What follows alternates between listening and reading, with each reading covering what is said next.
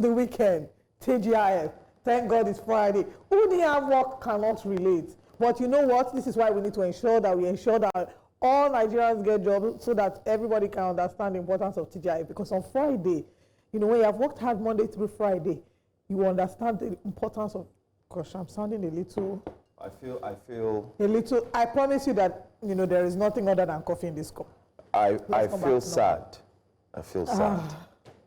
Why are you sad? I really feel sad starting the show this morning because I really don't want to go. You know, it's you don't weekend. want to go. I want to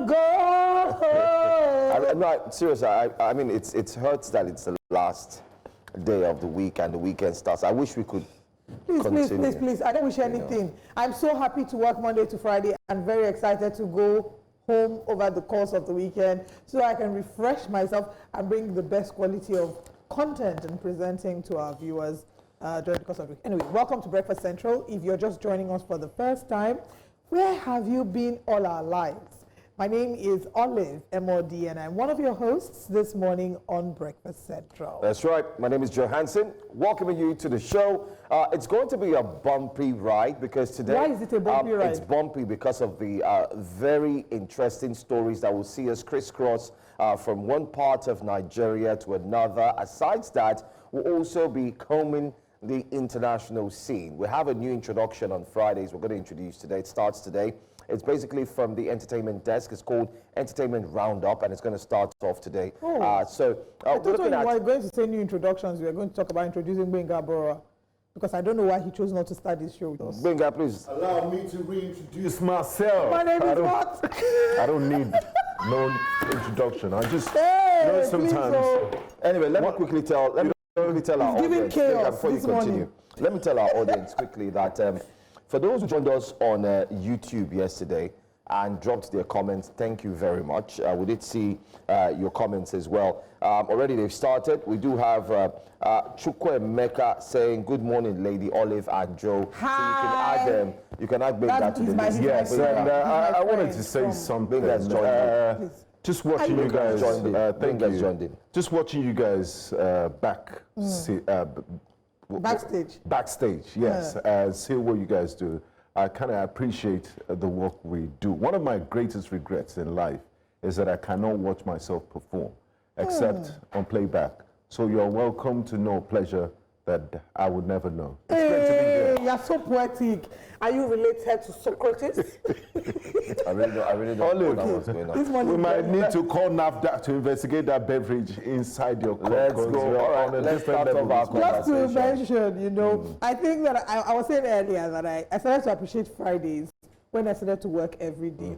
But if not that I like my job, my actual preference is to be a princess. Why do I have to work so hard? It's not too late. It's not too late. Yeah. It's not too late to be. You can live stream, go on TikTok, they monetize it, and that's actually a good be idea. a princess. Yeah. Okay.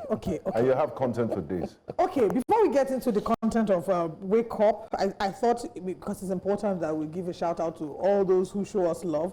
Yesterday we had OBA Notobi, who says, I'm gradually getting addicted to this new Central TV Breakfast Central Wake Up conversations, especially. The presenters are not holding back their thoughts. This is journalism at its best. Thank you so much for the kind words. Thank you. Please keep the comments coming, keep the tweets coming. And, you know, if you're looking for something to spice up your weekend, yesterday, the three of us went on the streets of somewhere in Lagos under our billboard, and we did a special performance on the streets. Go and look for it on social media, on our Instagram platform. I never knew that Daddy, what's that his baby's name? I don't want to let me know. Maybe we don't know, we've not called this baby's name here. So I didn't know that he has such skills, you know, after discussing political issues. No, it's good to let your head down once in a while. You can't be stiff. You can't be. I mean, at some point I thought you were related to that guy on social media, the father. Where the father? Kill it,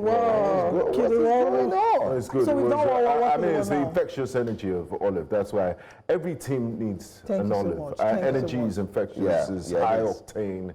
She sees the brighter side of life. I appreciate the kind words. Just so you know, next Friday we're doing another one, and this time we're doing that one that they say, shake it to the max. No, I don't know. We're not joining you on that. You must do it with We're not joining you. You know, funny enough, everyone is watching and saying, what are they saying? Well, the reason why we're even having all these discussions is if you have a state governor who can appoint SA on Instagram, SA for Twitter, TikTok. Essay for TikTok. So we also need to get with the program and understand if that's feasible or not. You know what I mean? But anyway, also, you have to be able to appeal to different categories of people. I mean, even the governor of Lagos State sometimes tries to make some dance moves. I don't want to ever get to the point where I'll be too serious that I can't do the fun things, the little things that just add some color to the life. But I must give it to the we discuss politics governor, in the morning. The dancing governor. Oh, Governor Jackson Adeleke. I love. Aptly named. You know that's his name. That's his actual name, or it's true. Jackson family. Jackson Ademola Adeleke. Wow. Have you seen him do the moonwalk? I haven't. Solid. Meanwhile, Joe is a very good dancer. Don't allow what he did yesterday. No, I've seen him in a couple of places. Okay, please. Let's move on to the actual conversations for today. So, if by any chance your certificate reads that you're a graduate of the University of Maiduguri, be informed that right now your university will most likely be named President Muhammadu Buhari University. You know, that will be your new university, and when you're asked where you graduated from. This was done in a bid to honor the former president after his demise. So congratulations to all the graduates, the students of University of Maiduguri. But that's something that I find interesting in Nigeria. You can go to sleep one day and your university has one name. By the next morning, your university will have another name. And sometimes, I mean, I'm not talking about this one in particular. For a number of all these other universities, the names they're changing it to is often worse than the first name.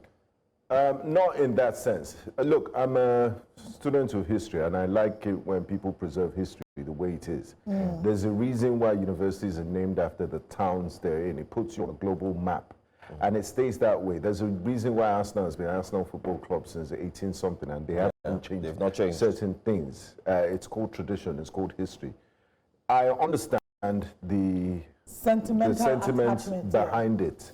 Behind the naming after, trying to honor the late president. There's so many things. There are highways. You could even name the airport in Katsina after him. But universities are people have a sentimental attachment to it. If you do recall, one of the June 12 celebrations, former President Goodluck Jonathan wanted to honor the memory of the late winner of June 12, Chief M.K. Abiola. And then they renamed University of Lagos, Moshood Abiola University of Lagos, Maulag. The people they didn't really appreciate it. No, they didn't. If you recall, people that went to University of Ife or Bafenolo University, before it was changed, they still call it University of Ife because it puts Ife on the world map. It's named after places, not people. There are a few exceptions here and there. I mean, but the tradition is it's not a private university. I was going to say that. After. I'm not a fan of University of Nigeria, naming university after individuals. I think that University of Abuja is now Yakubu Gowon University. It's for the state. It's named after the state for a reason. So we need to unless really it's a private university. Rethink this issue of just at the slightest whims and caprices of this administrators. Just do a name change. They don't give it a lot of. Or what you can even do. And I'm sure a lot of graduates from University of Maiduguri are not happy with that. Or what you can do is think of something that the person was passionate about. For example, you can go to the agriculture department, or a library, or a library, and name it after that person. Not the whole as opposed to changing the whole brand. And do you know there's a cost implication to it. Paperwork, renaming, letterhead, everything. I have a friend who, this was one of the reasons she decided to go and get another degree, and a foreign degree. She was like, the university I graduated with, they've changed the name and it feels a bit weird for me now. I just feel like, you know what, let me just add, I can't be explaining. Let me add a proper degree, another degree from a renowned university. And it's not to say that the quality of these universities aren't great, but I don't know that we want that level of inconsistency. It feels like it's the same way, the sentiment I have towards this, the same sentiment I have towards declaring public holiday, because we're trying to honor I mean, public holidays are one. This is permanent. Yeah, well, that's one of. But I just feel like there are other ways to honor the person, and maybe they will say that I shouldn't be the one to determine the way that the person should be honored. Personally, I would have said something like a library, because this affects a number. Or the airport in Katsina State. It's his hometown.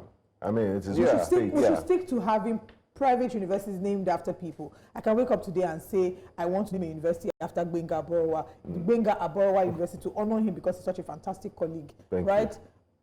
But a public or a federal university, I mean, I don't know how I feel about that. I think you've said it all. In this part of the world, there's this craze of wanting to ensure that people's legacy and names are remembered and etched in the sands of time. And one way to do it is aside to call the name of streets, name the streets after them. Even after they've gone, we can recall almost all the streets in the entire country has a name. You have Kufa Bayomi, you have Ozumbambadi Way. Named after people. Yes.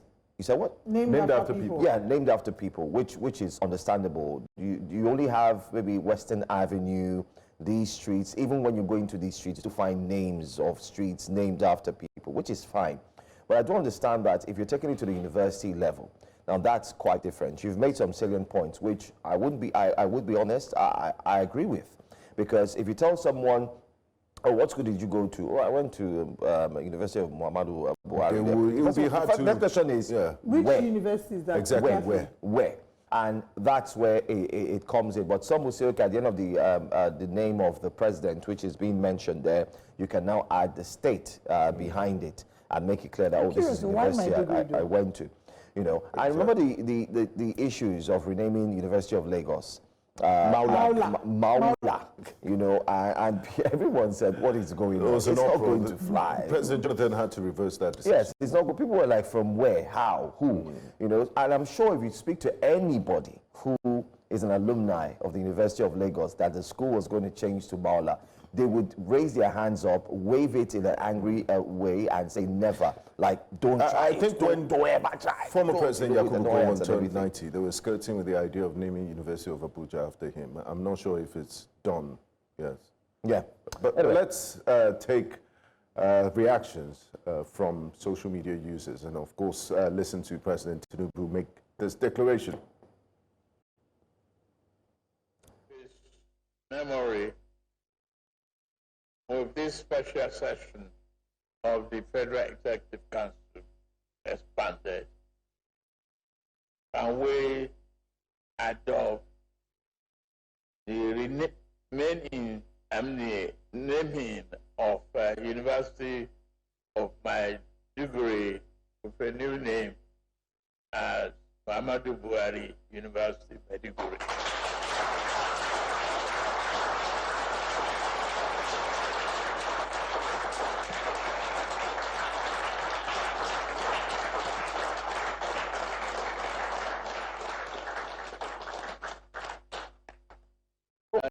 Again, you would wonder if what we've seen in this current administration has continued to turn out to be the bane of what would eventually affect them, and that's being too quick to carry out actions. This is not the first time. I mean, everybody misses the fact that nobody would get to see the former president again, but could it have been well thought of before? Not even after the 7-day mourning period. It's not even up to. Is it up to? So we've seen this happen. We've seen this play out. Did he even consult with the Management and Governance Council of University of Maiduguri? The alumni, was he widely consulted? We had the NMA Vice President here as well. Yeah. The NMA Vice President was here yesterday or so. Vice President. And there we heard what he said. There was no consultation. Actions were taken. Even when they wrote to them and say this wouldn't fly. No, let's see what Nigerians are saying. We might have one or two University of Maiduguri alumni in the comments. Tam Gunubo says the level of sycophants in the Nigerian politics is next to nothing. All these are attempts to sway the minds of Muhammadu Buhari supporters to vote him comes 2027. Another angle. Immortalizing the memory of persons who made no meaningful contribution to national unity, development, and human development in the country.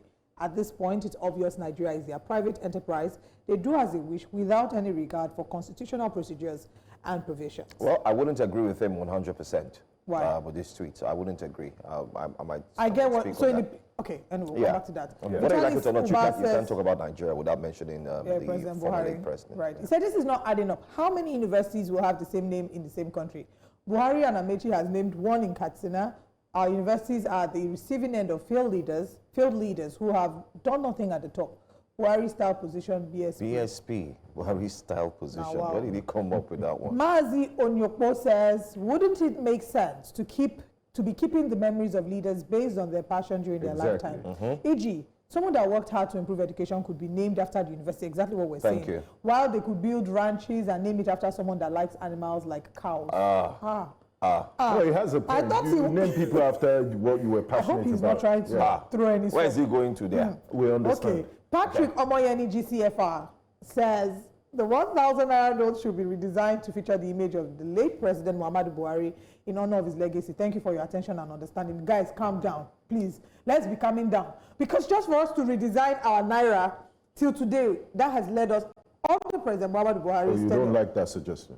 No. You don't want a third 1,000 naira No, note? I don't want. We haven't successfully unified our currency. We currently have two currencies, the old currency and the new currency. Okay. We don't want a third Maybe one. they should take it a step I further. also want to take one make from a YouTube. 2,000 naira note. Yeah. Then just go that the Buhari. economy. Mokuye Chukwuemeka has also said it doesn't make sense to just change the name of an institution that has been known by that name just to honor somebody. I don't think it's so in developed countries. He says, and who else will make the name change? Tinubu, of course, man who has many places named after him.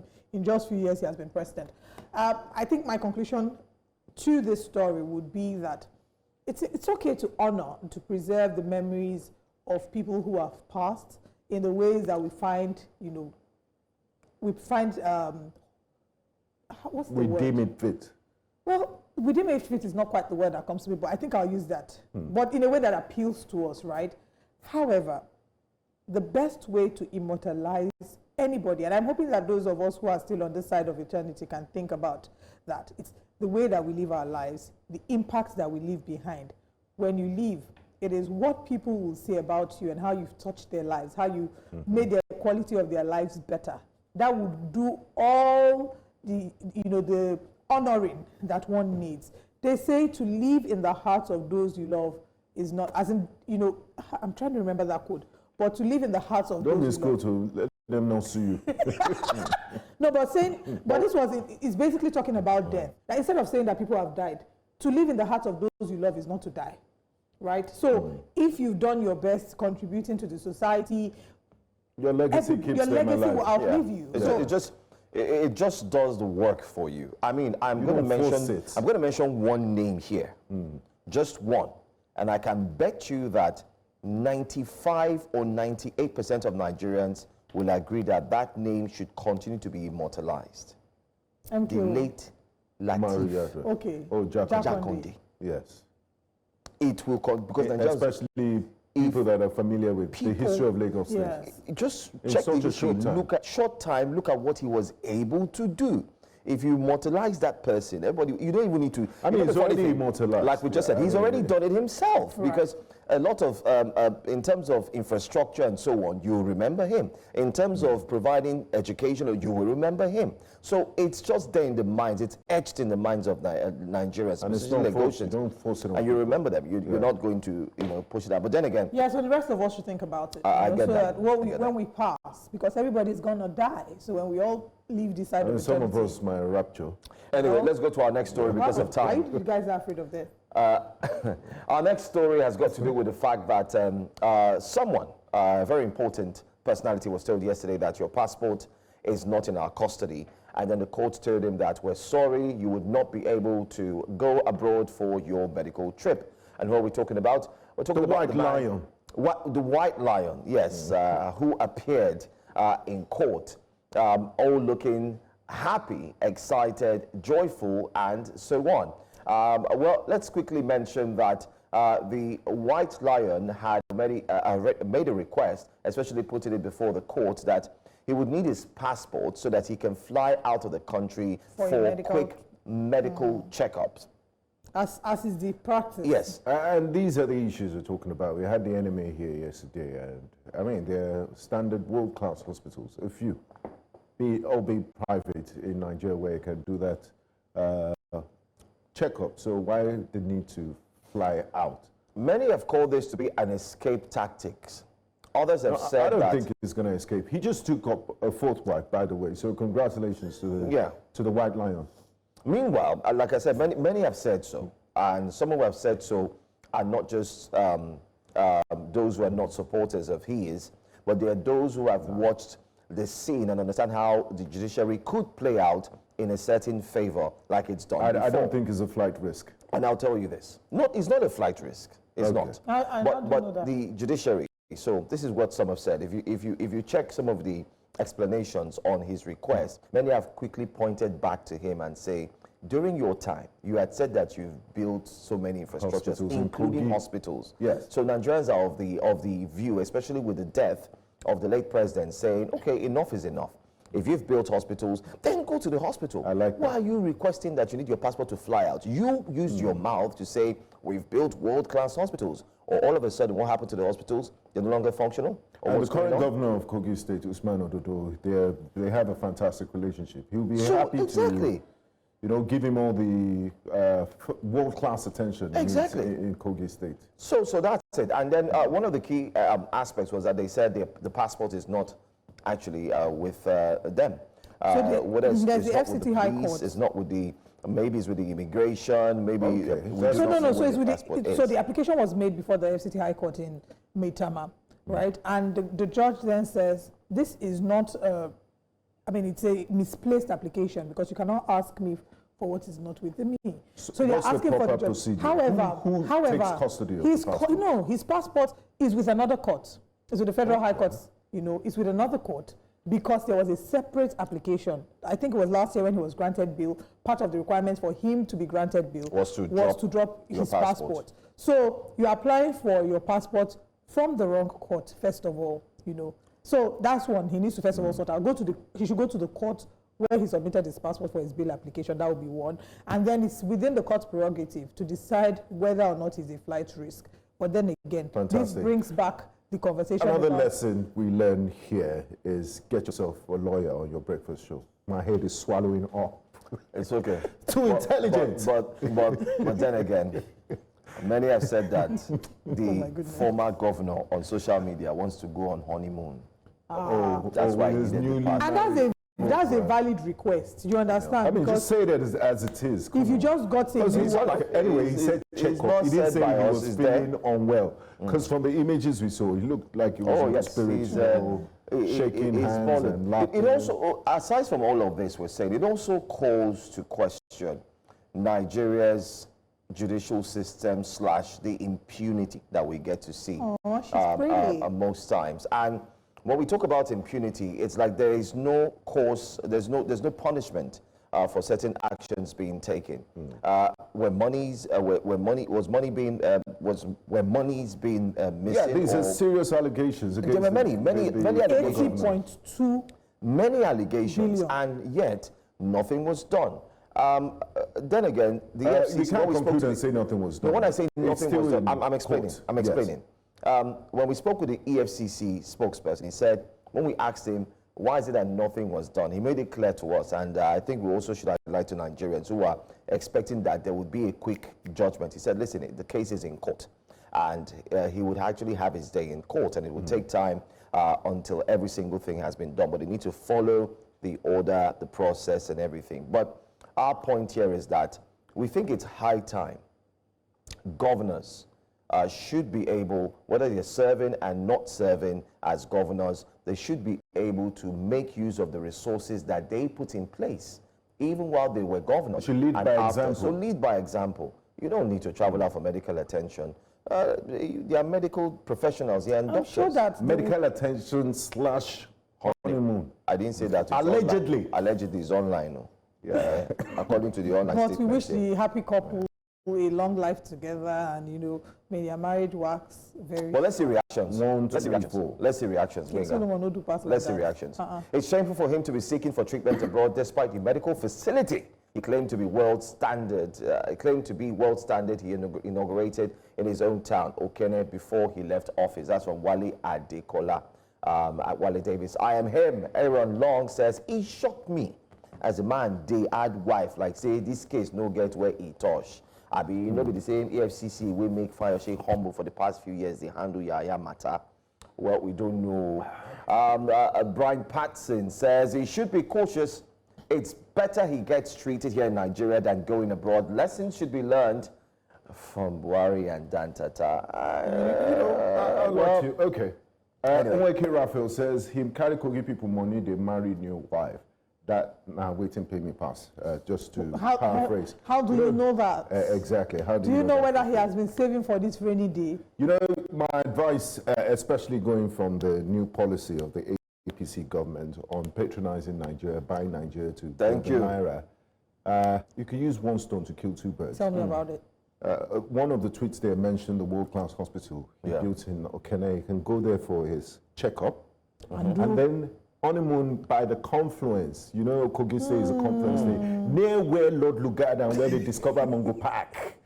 You know, use one bird to kill two stones. So, you know. You're right. Full of wisdom. You're very right. Co-guides will be very proud. By the way, our sound engineer is a co-guide, and I'm sure he's listening with rapt attention. And he's really, I learned that he's really excited with the strides of what the governor was able to achieve. Exactly. And for those that are criticizing him for marrying a fourth wife, at least he has done it with his full chest. He's his wife. It's not a situation where he's at a conference, or sorry, at a concert with somebody that is not his wife, and then the camera comes on HR. Thank God our HR is not like that. Yes. Yes. All right, let's wrap things up very quickly as we go straight to the meat of today's show. There was a video circulating online, but I don't know. We have to take this time. Yeah, I mean, wake up is off. Fun. Wow. Yeah, wake up. I think this one we have to put a pause to it. But that's why let's get to see this video first. Bring our PS5. Bring our wait. Just watch this video. Watch. This PS5 is bringing back memories. It's okay. Me. Don't go there. You know the memories, right? Yes, I've given you this just before. Let's watch this video. Down. Come on, PlayStation. We're going to have lots of other. This brand new baby, PS5 Slim, so I'm gaming at the Beach House. We're bringing more games. We're also going to bring in Xbox and others, but thank God for this small weeks. We keep doing this based on our capacity.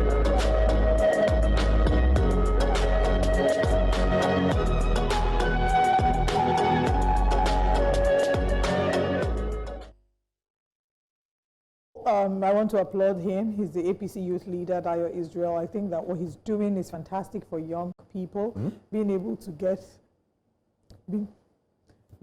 ensure that we have like PS5 and games to, snooker, keep snooker. He's creating tennis. a very lovely, conducive environment for networking between young people. In a world that is very divided, I think community is what we need, and this is a way to foster community. So I'd like to applaud him for this wonderful initiative. Okay.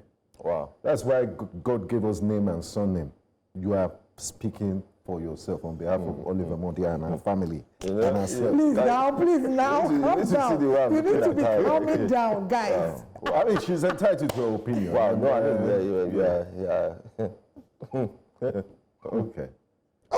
Let's take reactions. So let's take reactions. Yeah, let's take Again, I don't know if you understand the story, but let's take reactions. We'll tell you the story. In a country where youth unemployment is at an all-time high, education is at an all-time low, a game house is what is being proposed. These lot live in another planet. Hey! Wow. Let's take another tweet very quickly. So you are doing well. No, I think you need to say, you are doing well. Doing well, Dayo. However, I think you need to engage more outside of Abuja. This one responded, okay, no. And you are educated. And you are educated. Yeah, this one gave him clap back. So you are educated. For Ontario, right? Hey, because it's all Canada. Of all problems in Nigeria, what you choose to inaugurate is a game house, not education scholarships, but a game house.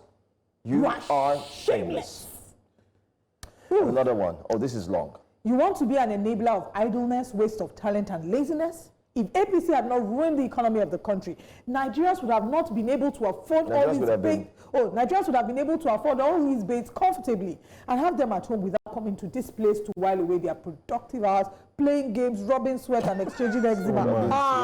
That was hatch. And exchanging A gainfully employed young man or woman has no business wasting their time coming to your gaming area to play games with their future while your own children are at home enjoying the same basic stuff you are projecting as luxury and youth empowerment to the poor youth who don't see the negative impact of this on their present and future.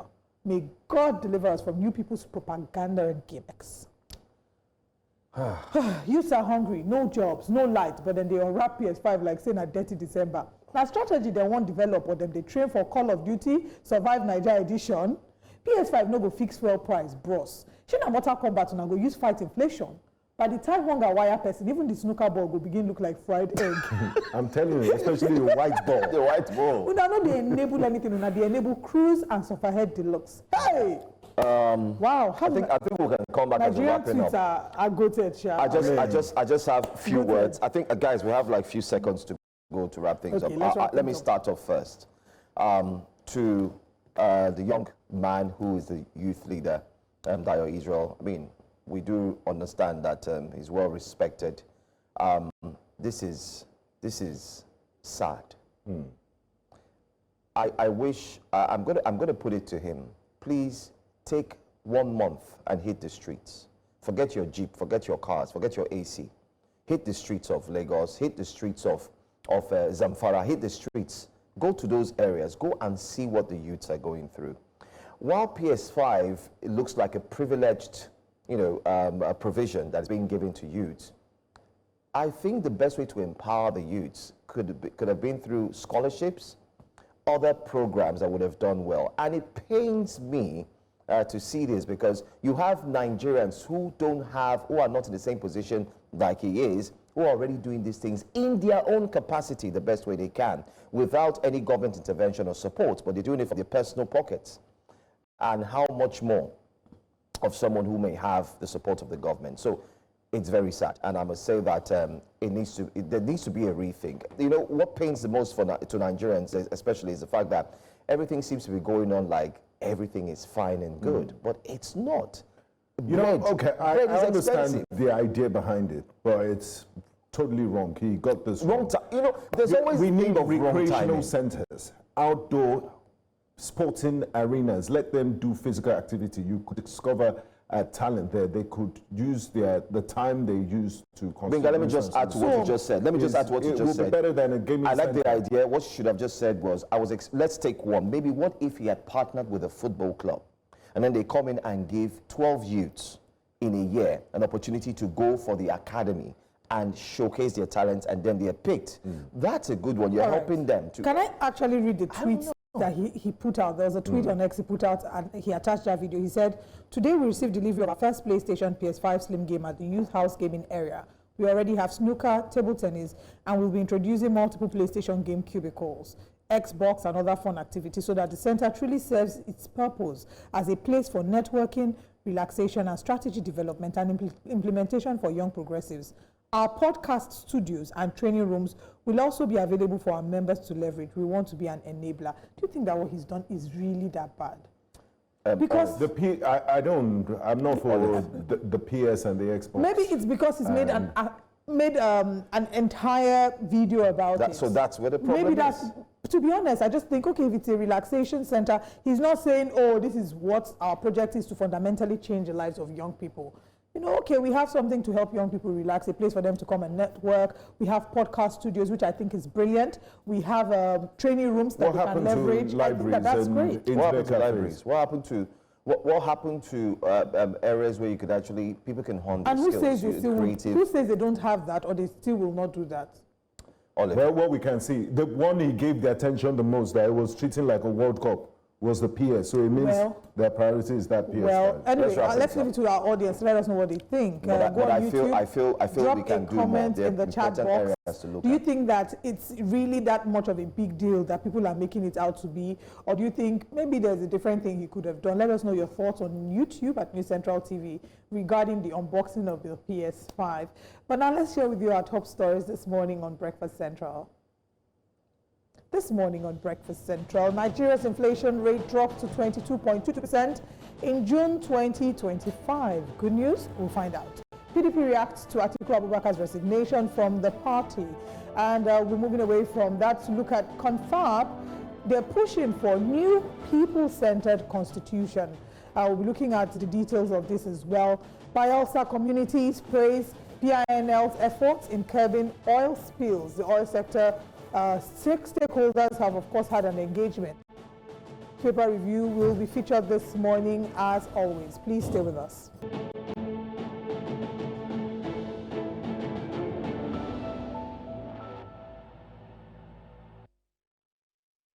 We continue our focus on a major political development that is stirring lots of reactions across Nigeria. That is, of course, the resignation of former Vice President Alhaji Atiku Abubakar from the People's Democratic Party. Atiku's decision to leave the party comes at a time when the party is already navigating internal tensions and public scrutiny. His exit raises serious questions about the PDP stability, its leadership, and its future as a viable opposition force. For a man who's been a recurring presidential contender and a towering figure within the People's Democratic Party, this isn't just personal, it's political. And it could reshape the dynamics ahead of the 2027 elections. We will be speaking with a member of the People's Democratic Party to understand the party's reaction to his resignation, the implication of Atiku's departure for the party, if any, and what it means for Nigeria's political landscape, especially with the calculations already ongoing ahead of the 2027 elections. But first, let's take a moment to walk you through Atiku's political journey, because it's been quite the ride. So in 1999, he was in the PDP, was elected vice president under the PDP. Remember, he was the vice president to the serving president. I mean, then talking about President Olusegun Obasanjo. 2006, AC defected from PDP after a fallout with the president, and that's where he also was gunning to be president of the Federal Republic of Nigeria. And guess what? In 2009, he returned back to the PDP ahead of the 2011 presidential primaries, of which he didn't also get the victory. 2014, he decided to leave the PDP and then move to the APC. But not long ago, in 2017, he returned to the PDP to contest the 2019 presidential election. We all know how that turned out. And today, 2025, just this week, officially, he has resigned again for the third time. And that is the current development. Well, joining us for the discussion to take a look at this incessant, or you could say, continuous move from one party to the other in a quest to ensure that he becomes what he has chosen to be. We do have Nnamdi Dickson Iroegbu, a member of the People's Democratic Party. I'm going to start off by saying, was there any shocker for you when you heard that Alhaji Atiku Abubakar had left the PDP? And are you in any way thinking that this would have a very strong impact on the party?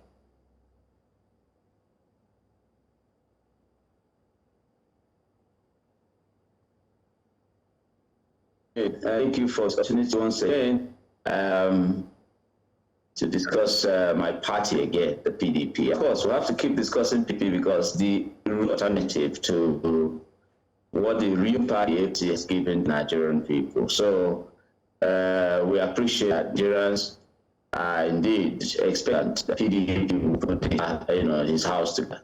But to go straight to the point about Alhaji Abubakar, was I surprised? Were we surprised? Because of course the company. Of course, Abubakar had in the contestation to be the Nigerian president since 1992.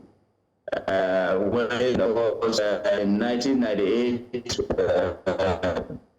PDP was formed, and of course, the first election that held was for governor. He got elected from us, and the candidate of the party in 2009 eventually chose him to his Olusegun Obasanjo, as he was then Chief Chilwell now, chose him to run with him as his vice in 2009. And of course, in 1999, of course, Johnny continued that he sought to succeed Obasanjo in 2007. He didn't get it. He left the party in 2006 to vie for the 2007 election. He also left after 2006, joined AC with the governor of Lagos State, who is now president, a good friend. And he also left to back to 2009, contest for the ticket in 2010 against Jonathan. All right. We have a bit of issue with your network. We'll just try to sort that out. We'll go on a very quick break, and when we come back, we'll continue the conversation.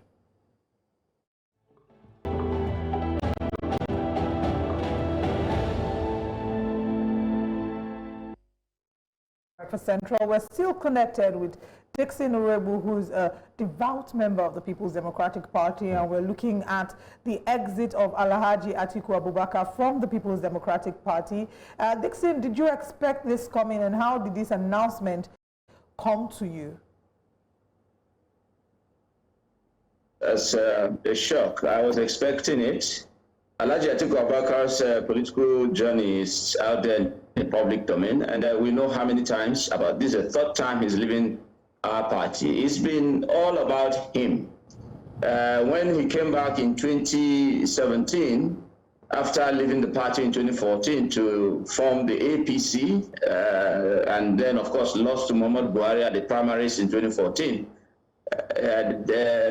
helped to oust the only performing government or performing political party in government at that time, which is the People's Democratic Party. Of course, Nigerians can tell better now. In 2018, the party zoned its ticket to the north, right? Because he is clearly, why he left the party in 2014 was simply about zoning. So the party zoned the ticket to the north in 2018 against the 2019 election. And of course, he got the ticket, contested and lost to Muhammad Buhari. And then 2023 was the turn of southern Nigeria. But Alhaji Atiku Abubakar now at this time asked that PDP jettisoned zoning and left the ticket open. And we did leave it open, and he got the ticket in 2022 against the 2023 election. And he went the way he went. And since he lost that election, Alhaji Atiku Abubakar hasn't shown leadership. All the crises that happened in the party all this while, we didn't see the leader of the party, which he ought to be, because he was the last presidential candidate of the party. He was never perturbed about the challenges of the party. So we knew that he was already plotting for the 2027 contest, right? And of course, the party wasn't going to continue in the direction of always losing. We had given the ticket to him twice and lost. So he knew that PDP was not going to go to the north for 2027 election. And that is why he started plotting all the crises alongside his cohorts, all the crises that the party faced, which were irrelevant and all of that. And of course, when they were done with attempting to oust, first they started with the acting national chairman, and then they went to the office of the national secretary, did everything possible to illegally remove the national secretary of the PDP. And it didn't work because PDP has learned its lessons, having failed to uphold the constitution of the party in 2022 against the 2023 election.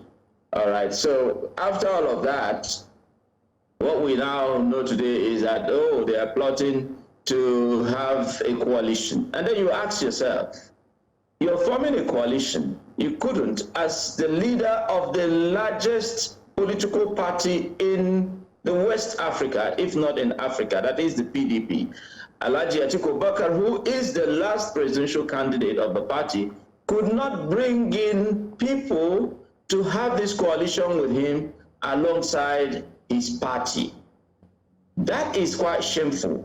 What has he done? He went out and started forming, they started off first with SDP. From SDP, they couldn't get it, they said they were going to form ADA. And then from there, they now said, oh, they have adopted ADC.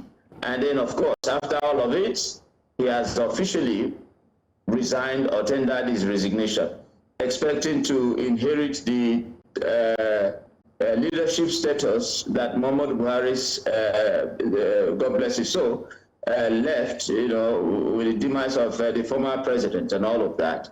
And so for you to know how his ambition is what is driving him, Atiku Abubakar has not succeeded in any way whatsoever to raise successors to his acclaimed leadership and what plans he said he has for the Nigerian people. We thought that at this stage that he would have at least said, I've tried, and then, you know, as a statesman that he ought to be, put the interest of the Nigerian people first. Because if Atiku Abubakar had supported the party to uphold its constitution and allowed zoning, we won't be where we are today. This current president, who is dealing with the system, who has wrecked everything about governance in our country, would have come to power, because APC had no reason whatsoever to come back to power after the abysmal performance of President Muhammadu Buhari. That there was no reason whatsoever for APC to have won the election in 2023, but for this inordinate ambition of one man, just one man.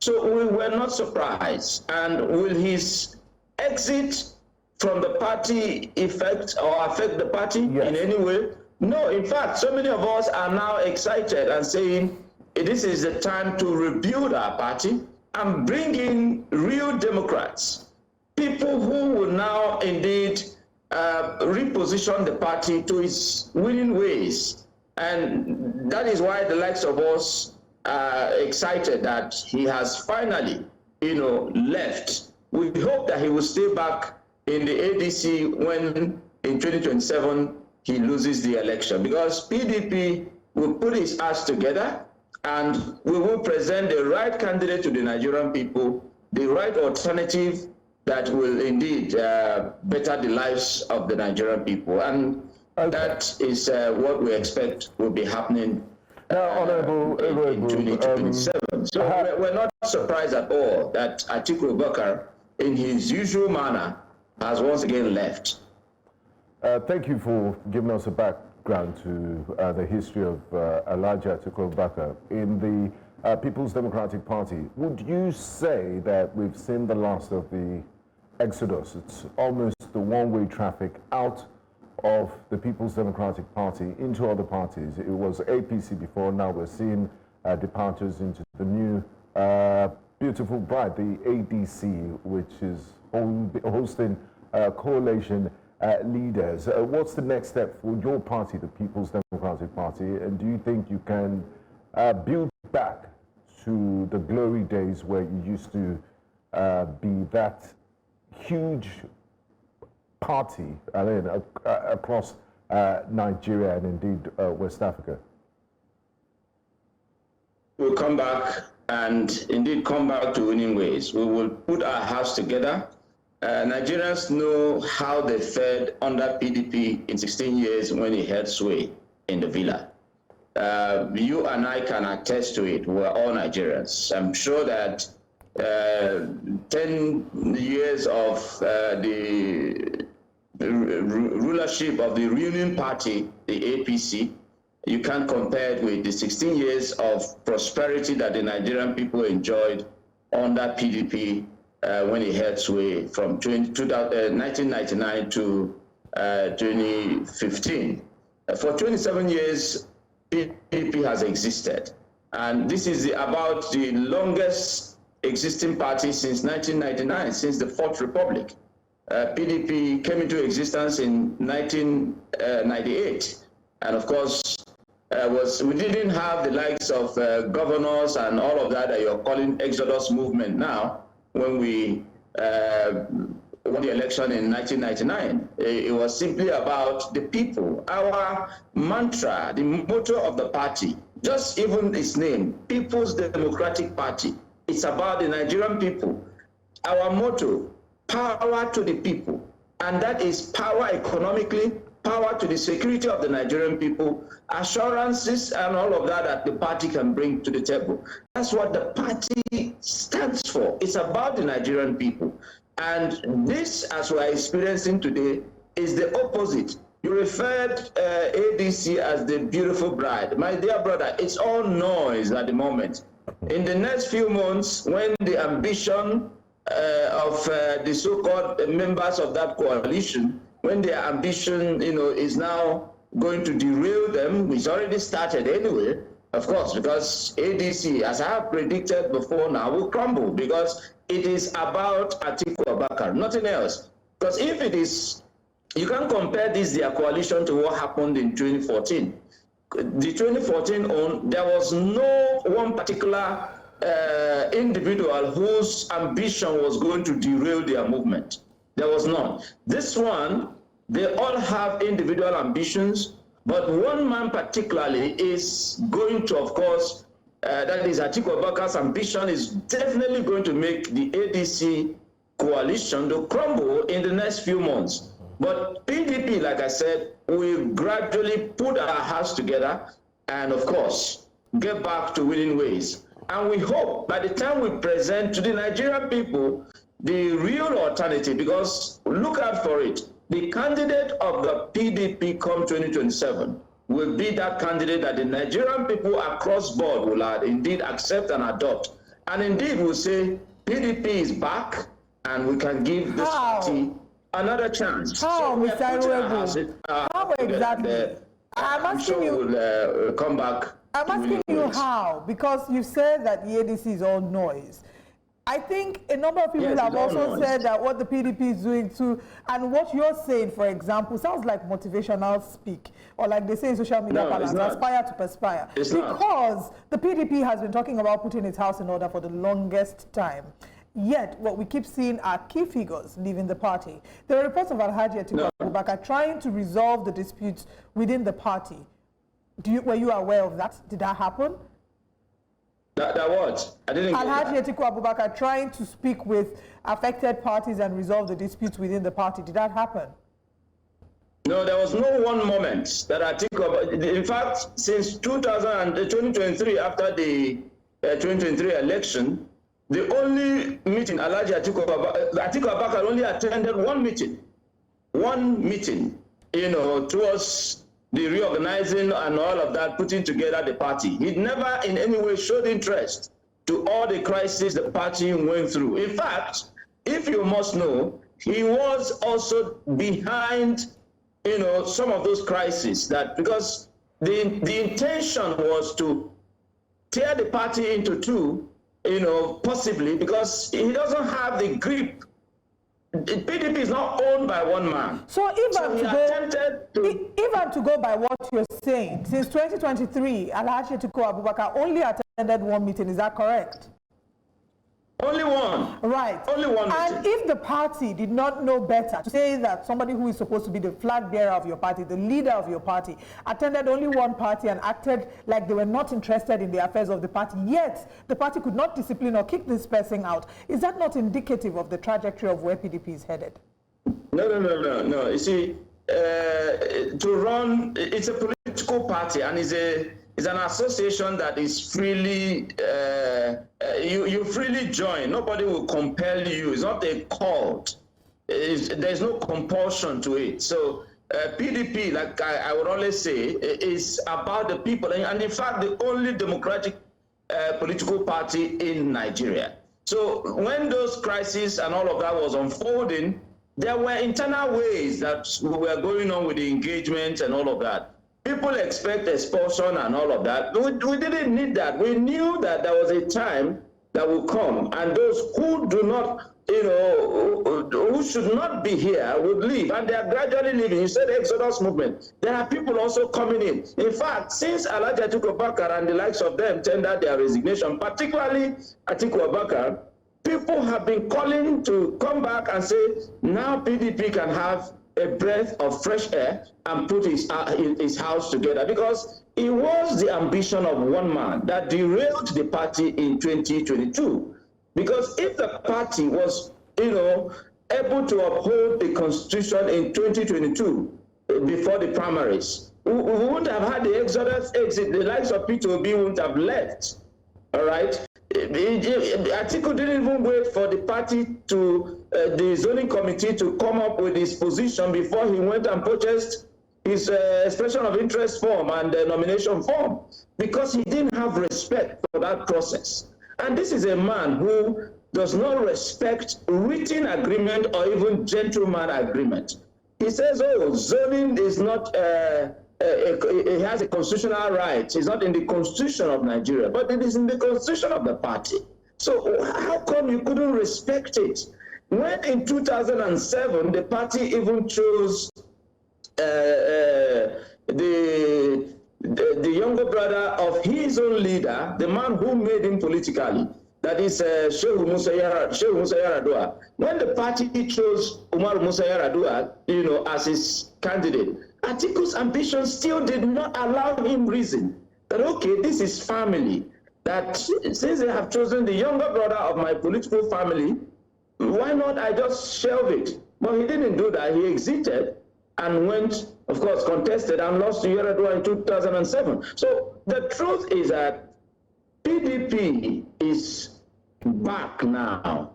We can put our house together. Who are these people? It's not motivational talk. I can assure you, this is not motivational talk. In the next few weeks, you will see. By the time we have the 101 neck, you will see that the party will gradually put its house together. We are back, and PDP will give the Nigerian people the alternative is expecting against the 2027 election. Trust me on that. All right, Mr. Iroegbu, I think you've said it all. I barely have any other question to ask except for my colleagues if they have more. But my final question would be that you've made mention here that you would be back. You've talked about the former vice president, his ambition and how it led him to what we see today. You've also criticized the ADC, saying it's just noise making and very soon, a few months' time, it's going to crash. But somewhere, somehow, within your party, you are still calling for His Excellency, Mr. Peter Obi, to come back. Is it that the PDP has not even thought about who would represent them in the forthcoming elections 2027? Or are you still looking forward to go back to get other members and bring them back to help the party? We are wooing every member back, like you mentioned, Peter Obi. And let me say to you now, as an individual member of the party, one of the greatest moments of my life would be the day PDP will say to Peter Obi, against the 2027 election, please come back.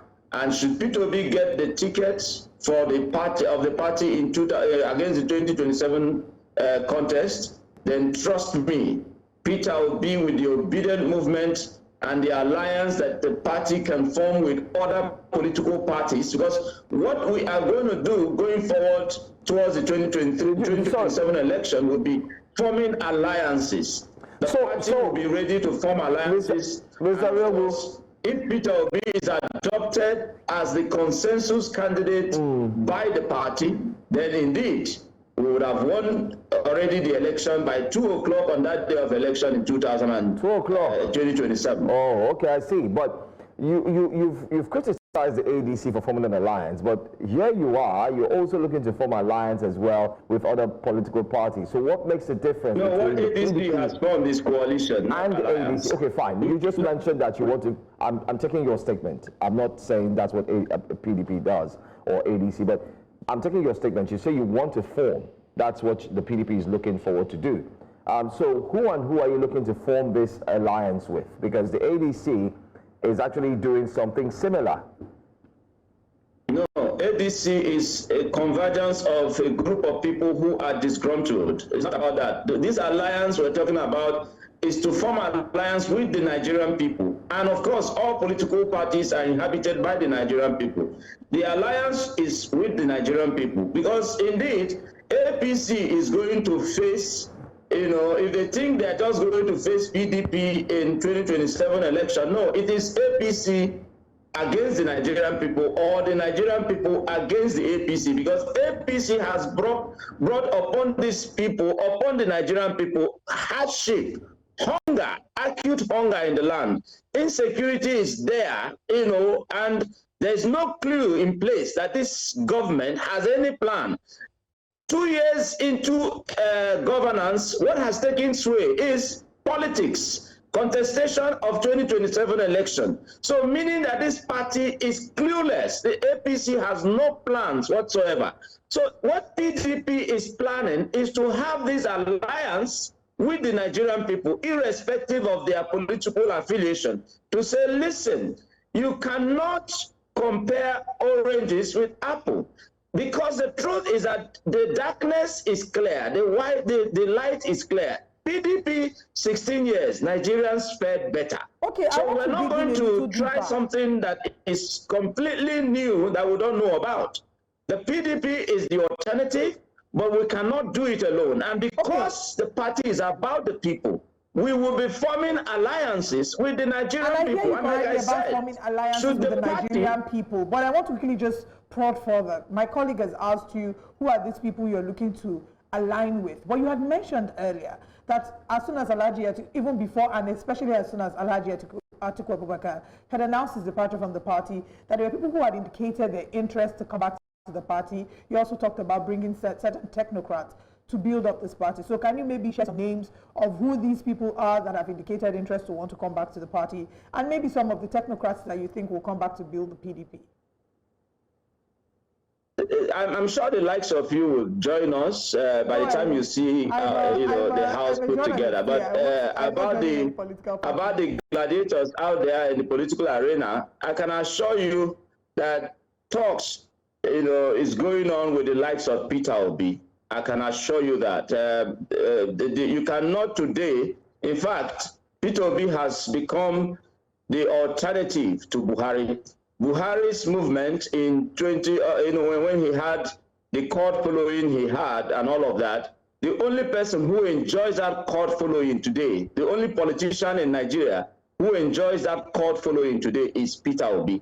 And not just is it because of his court following, but also when you look at his antecedents, what he has to offer to the Nigerian people, the alternative he is offering is about the best that PDP would look out for from his future candidate. So for us, one major leader that we are reaching out to, and the party is deliberate in that direction, is Mr. Peter Obi. And if the party does that, what it will bring is harmony. There would have been justice, because injustice was meted against the southeastern people.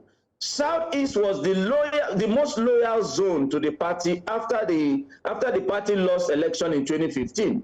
The only zone that stayed loyal to the party was the Southeast. And when it got to rewarding loyalty, the party failed in doing that. And that is why the party lost the election in 2023. All right. So what we are working towards particularly is to tap into the vision and the followership that Mr. Peter Obi enjoys. I am praying earnestly as a member of the party.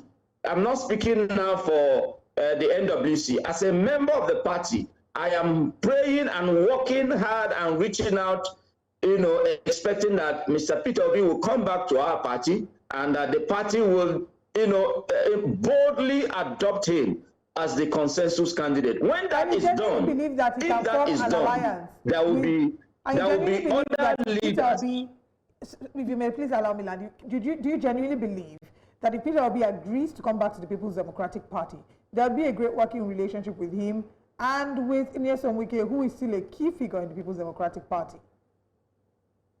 The Honorable Minister of the FCT, His Excellency Barrister Nyesom Wike, is not, and I have maintained that before now, that he is not exactly the problem of the party.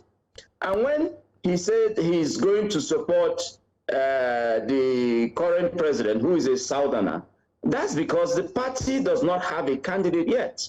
And if you recall his last outing with his with the G5 group and all that, their last outing, they insisted that the party must go south because southern Nigeria still has one term to go. So when the PDP presents a Southerner, and particularly a quality candidate like a Peter Obi, for instance, I am very sure that it's either Nyesom Wike will take a position to now say, I am leaving the party to support whom he says he wants to support, if he's not going to support the candidate of the party who would have been a Southerner, and of course, who would have been a better alternative to the current leadership that we have.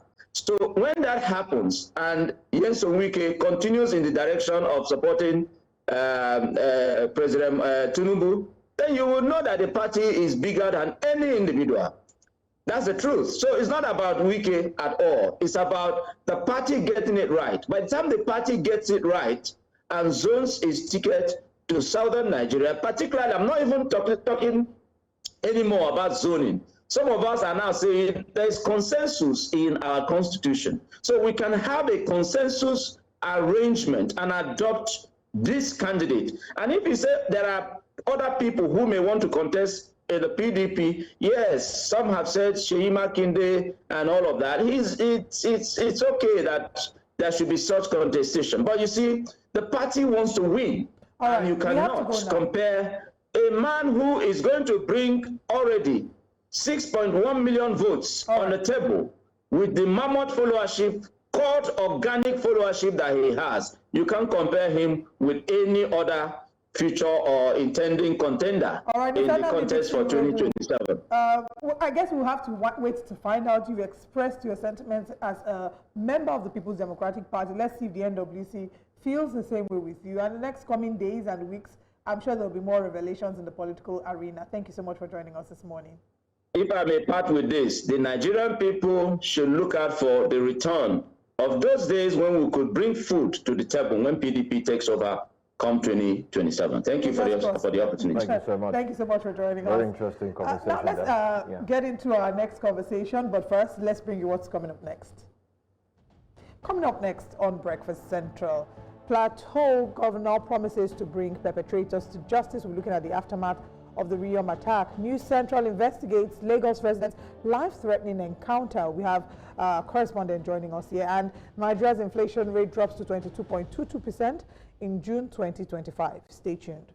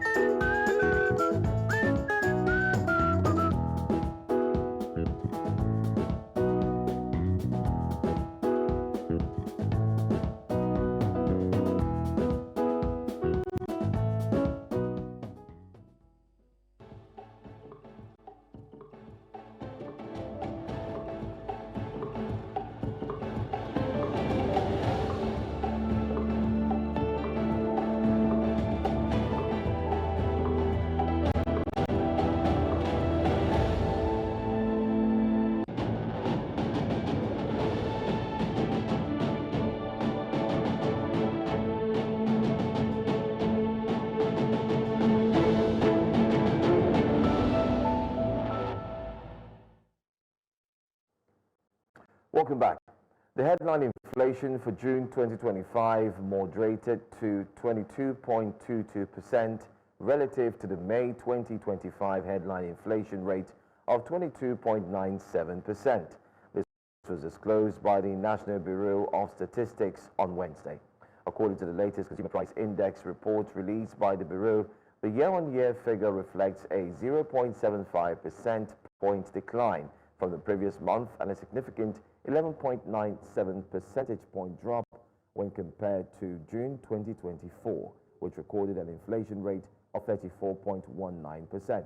While the NBS statistics show a drop in the inflation rate, a food price survey by Nairametrics shows food prices across major Lagos markets surged in July 2025, with staples such as onions, rice, and pepper recording sharp increases, deepening pressure on household budgets. The survey, which covered the areas like Mushin, Mount 12, Oyinbo, and Daleko markets, price increases dominated the period, although A few items recorded moderate decline due to seasonal harvest and improved supply. The July 2025 survey revealed that inflationary trends, transport bottlenecks, and volatile supply chains remain key drivers of food market volatility in Nigeria's commercial capital. Join us this morning at Breakfast Central to break down the new inflation figures released by Nigerian Bureau of Statistics and what it means for the Nigerian economy is economist Mr. Gbona Olojide. Thank you very much for joining us this morning, Mr. Olojide. Welcome to Breakfast Central. Yeah, thanks for having me. Yeah. Now, Mr. Olojide, quite a number of Nigerians are saying, look, MBS has brought out this statistics of 22% drop in inflation, but they really can't feel it or they can't see it. Is this drop in inflation a genuine economic recovery or just statistical smokes and mirrors, as some have termed it, due to the rebased index? Could you make sense of this for us, please? Okay. Incidentally, it's a bit complex than it appears. In the first instance, the general interpretation on the street, when people see, oh, it is now 22.22%, whereas it was 30-something% at the same time in the previous year, is that, oh, it means that if it has gone from 30-something to 20-something, then prices have dropped commensurably, but that is not the interpretation of those numbers. The interpretation of those numbers is that although prices are increasing, they are increasing at a decreasing rate.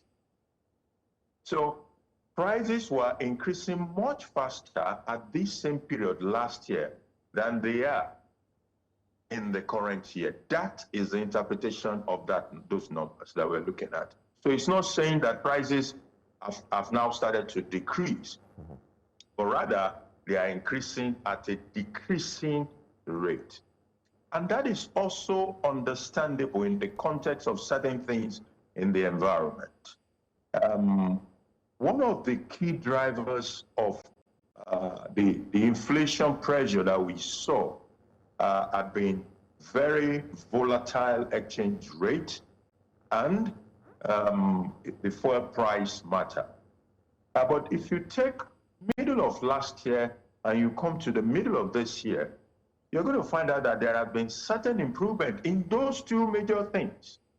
So the fuel that went all the way in Lagos to 1,000 plus has been dancing around 800 plus 900 for a while in the current year. The exchange rate that opened 2024 at about 900 naira or 800 and something naira, but went all the way to 1,900. And all the uncertainty that are associated with that level of volatility is gradually moderating because exchange rate has remained reasonably stable at around that 1,500, 1,600 window for close to a year. Since the second half of last year, we've had those numbers being relatively stable around that window. What the implication of that is that importers or manufacturers, everybody is able to plan better. And the scare about volatility of the exchange rate is gradually disappearing. So we expect that there will be, a better, economic environment by virtue of stability of exchange rate. But that is not to say that prices have come down the way we would like to see them. Of course, I like the fact that you mentioned about food. Because Nigeria's agriculture is still built around a lot of seasonality, we will continue to have high prices during planting or rainy season, and when harvest comes, prices will drop. That is going to continue until we are able to translate our economy, agricultural space into more being able to plant 12 months during the year, and we can.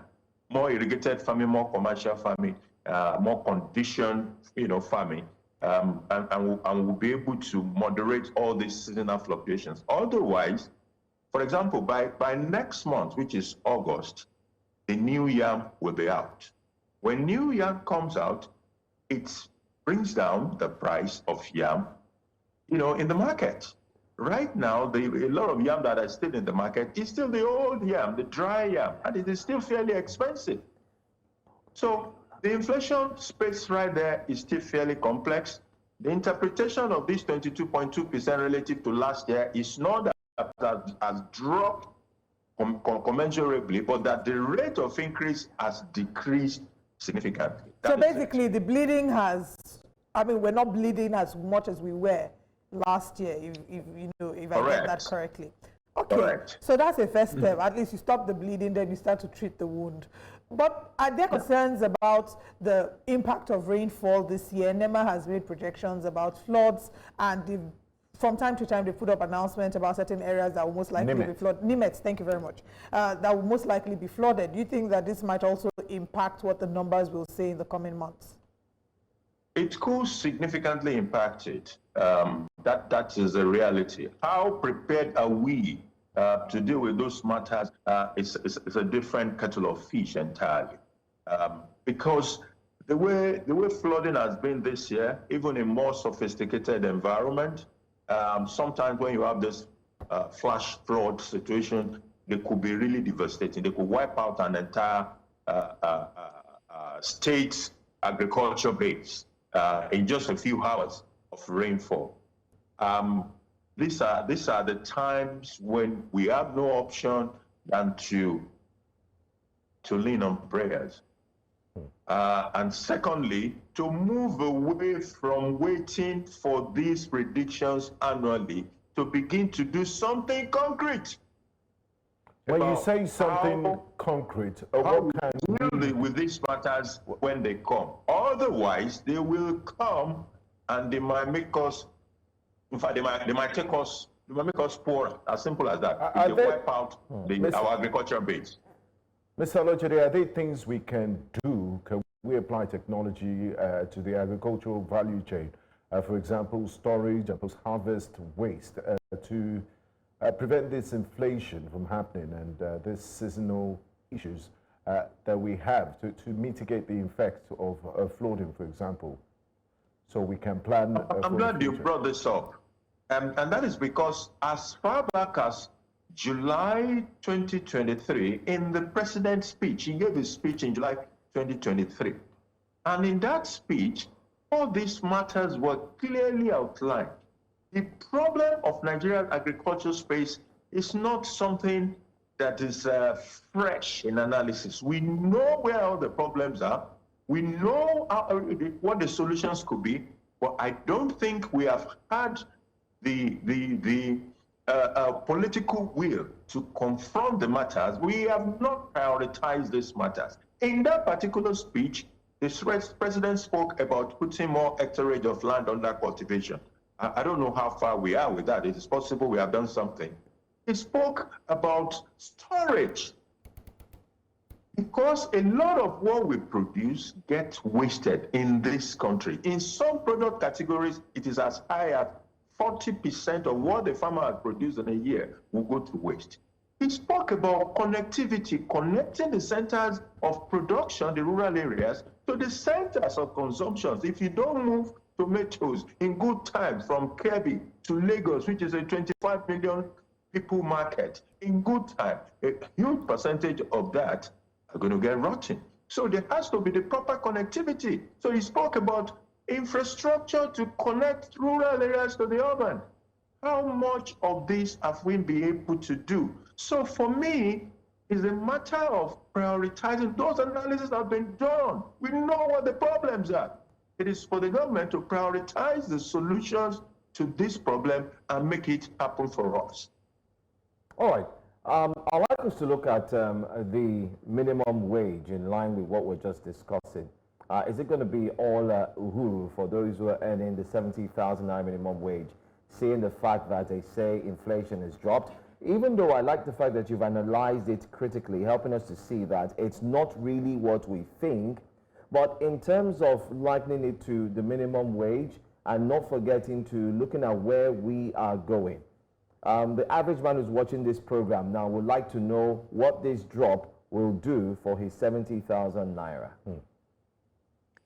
Not significant. There won't be, you know, he can't start feeling much or anything for that matter, because a lot of the things that he spends his money on have still not improved in pricing significantly. And number one is food.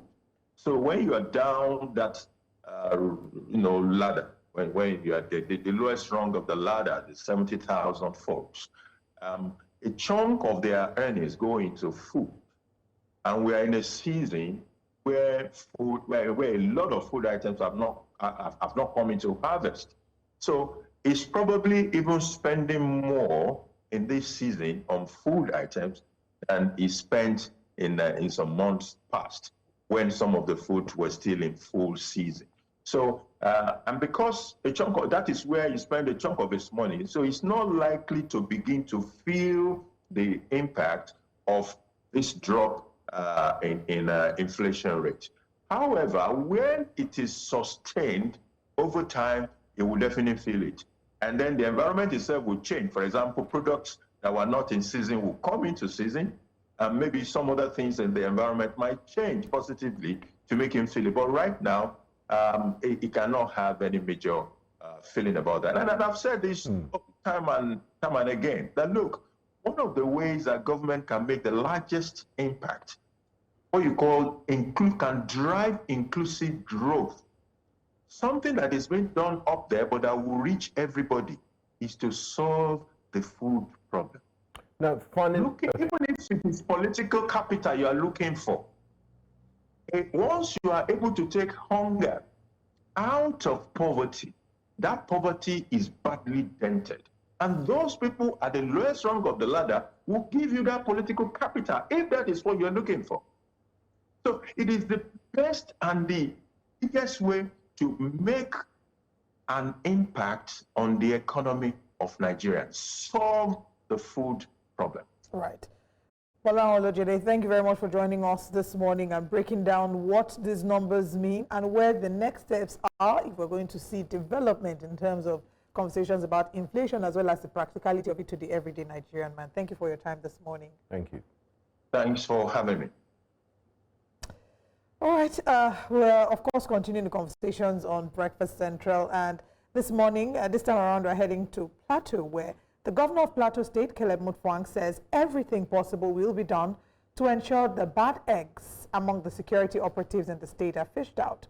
He was speaking when he made an emergency visit to the affected communities in Riyom local government area of the state after Tuesday morning attack that left 27 people killed, including women and children. News Central's Chizoba Anyonwe tells us more.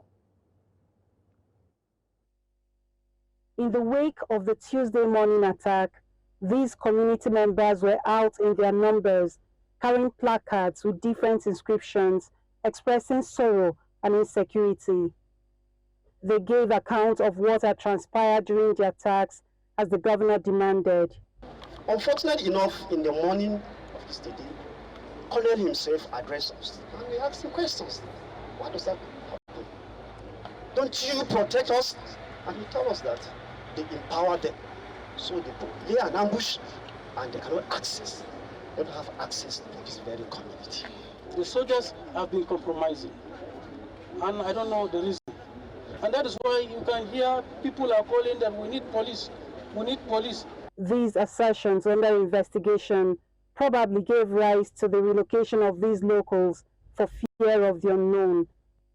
Efforts to speak with the security agencies in the state were unsuccessful, but among the early callers after the incident were the commander of Operation Safe Haven, Major General Funsho Oyinlola, and the State Commissioner of Police, Emmanuel Adeshina, and other security chiefs in the state to ascertain details of the incident. Unsatisfied with the case of alleged complicity by some security personnel, the governor, during his visit to the affected communities of Jebu, Bachi, and Gwawareng, said he will ensure justice is done. There are gallant soldiers that have stood in defense of the land, and we thank them. But certainly there are bad eggs. And we are going to take appropriate steps to make sure that these bad eggs are fished out. We cannot continue like this, and people who are not ghosts or spirits attack communities and disappear into thin air. As the governor continues on this security tour of the affected communities within Riom local government area of Plateau State, he has reassured the community members and the victims of these attacks that everything possible will be done to reinforce security in these areas. In Plateau State, for News Central, Chizoba Anyowi. Feel for Chizoba in Plateau State because she's there in the thick and thin of it all. And I saw the last report she did on She was struggling to put her words together. You could feel the emotions in the report, and this is just one too many. And we're duty bound to report these issues, but we begin to sound like a broken record. It's the same cycle of that. We're going to do something. We're on top of the situation. The government officials go there, and then it's back again to the same issue. So it means there's a disconnect somewhere. Some people are not doing their jobs. That's why there's a loophole for this bandits and terrorists to take advantage and hit this soft target and kill as many people as they want with impunity. So I wonder what's going to change this time around, because sadly speaking, we're going to hear another report of such incidents in the nearest future. We've had security experts join us here on the program, and one of them who had joined a few months back made mention of the fact that we are going to see a repetition of this. And it's not shocking that it's happening back to back. He said it will continue. He originally had heaped the crux of the entire matter on the head of the subnationals, which, whether you like it or not, you put it on the table and look at it carefully, you will agree that the president cannot be everywhere. The president has his office right there in the Federal Capital Territory, which is Abuja. So the subnationals, of course, headed by the ones that are being called the security chiefs, in quotes, of a state, will also have to take certain decisions and do what they need to do. Coincidentally, the governor of Plateau State had also escorted and followed the president while he went to Benue State. I don't know if you recall. He was equally seated there at the audience during the town hall that President Tinubu had with some of the afflicted members of the insurgency or the killings that did take place in Benue State. And him sitting down there was much more like a taking in of what he's also going through, which means he's not going through the problem alone. He himself, the Benue State governor, and other governors from the northern states. Linked. Exactly. So one would ordinarily think that by now, the governors of the northern states and also the middle belt, rather than wait for directives, which has already been given by the president, and this, guys, for me, it's a key indicator. Well, it seems nothing's been done. That's it. The president has said, go ahead. We did see yesterday in the papers that jets, governor orders, governor orders, the president orders. Yeah. But yet, it seems that the strategy is not working. The chief of defense staff had said that they're going to employ a new strategy, of course, which will commend them for not coming to say it on TV, because in the previous administration, it was as if it was a tell-it-all tale. Every time they come on TV, they would have a press conference and announce what they're going to do. And for us, it looked like a strange thing, because why are you announcing it on TV when those who are the perpetrators are listening? It's like you're giving them an insight into what you're going to do. I mean, I find it very shocking that with all the resources at our disposal, we've not been able, and the sort of repeat pattern of attacks, that, okay, you can't even use drones to track these attackers back to their base, to know where they're coming from, who ordered them, what's their modus operandi. They don't even have names. What we hear is bandits, you know, and then it's almost like they're faceless. The governor said it, they're not ghosts.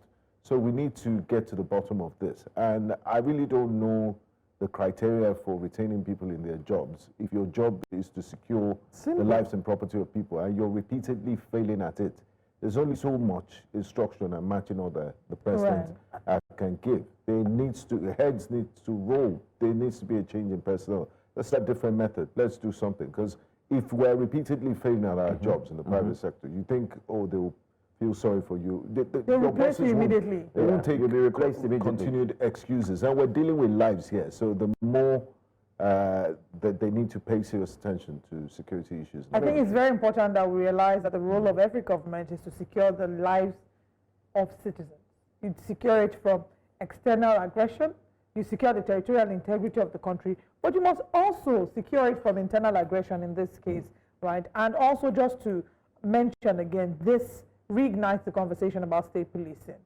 Like the governor said, these people are not ghosts. Some of them, some of the communities, you know, can tell you that if they are involved in the process of securing the state, it will make a whole world of difference. Again, we will continue to talk about this. But we have our correspondent, Chizoba Nyonwe, who has to experience this. You know, she has to bring us the story, and she's live with us this morning. Chizoba, first of all, we did see the reports that you've brought. I mean, the number of these reports, and we see how this has been. It's a tough story to tell, and you have to go through this day in, day out. I can imagine how hard it is for you, but how hard is it for the people? You get to meet with them one-on-one. What are they saying? What are the stories you're hearing? And what are the emotions they're feeling? Good morning, Oliver, and thanks for having me. Just like you said, it's a feeling of sadness. It's such a sorrowful moment for these people in the local government area of Plateau State. I mean, one would say like this has kept on going on for some years now. I mean, over a decade. We are talking about 21, 22 years. And this has continued to happen unabated. At some point, it will be as if it's on the decline, it's on the decrease, you know. But, I mean, going on again, everything keeps playing all over again, like nothing is being done. But we know that stuff are being done, and you speak with security agencies, they tell you that they are doing their best. You see equipment, you see stuff, they tell you many things. And sometimes you get to actually see that things are being done. But the worry is, why are these people still there? They are called attackers. They are called unknown gunmen. They are called, I mean, so many names, you know. Of course, the victims will say they are alleged herdsmen or alleged Fulani men. But so, all these things that are being called, and nothing has been held to say that this is the person behind this, or these are the people behind these attacks.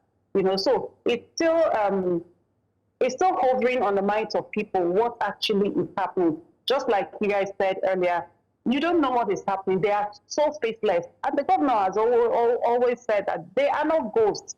They are human beings. And so if they are human beings, there are faces to these human beings that are perpetrating these crimes each and every time.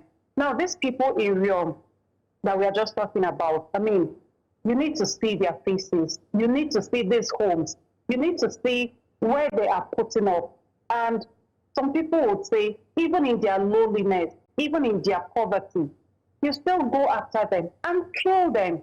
You slaughter them like animals. I mean, babies, I saw the body of a 3-month-old baby lying just beside his or her dead mother, and the father again, you know, like a whole family of 5, a whole family of 3, and so many others, you know. Some were still actually burning at the time we got to Riom local government to see these people, these incidents happening. You know, there was still fire burning. You could still see some charcoal. You enter some mud. It's mud houses, actually. So don't think it's like normal houses that, and I mean, an average person would live in. Mud houses, thatched houses. So even in this poverty they live in, they still have to go through this each and every day. I mean, it's worrisome. So in their pain, in their sorrow, in their sadness, they can't understand why this will continue to happen. And the questions they kept raising were, what is the governor doing? What is government doing? What are the security operatives doing? You know, are they just left to keep dying each and every day? So there are so many questions on their list. And those questions are the questions we are also asking. What is happening? When will this come to an end? Is there an end in sight? That's just the major thing. So if you're just going by what you get to see, I mean, since I started my reporting career, my journalism career on the plateau, I mean, it's just been like the same story each and every day. You go out to see heartbreaking pictures that may never leave your memory. I broke down. I was sorry doing that, but I tried to hold it, but I couldn't. I mean, when you see a fellow human being being slaughtered, being butchered like that, being killed, killing is even an understatement if you get to see some of these bodies. And so the question continues to ring out there. What is happening? When will this come to an end? And so when answers are provided, I'm sure that's when they continue to get their relief. But the governor has promised anyway that he's going to leave no stone unturned to ensure that justice is done, perpetrators are arrested, and they'll face justice. So everybody is watching out to see how this pans out. Chizoba, thank you very much for sharing your experience with us. A very, very sad and unfortunate situation in the plateau. My question to you is, the responsibility, primary responsibility of security in the state lies at the doorstep of Mr. Governor. And this is not the first time you will be following him on such a tour.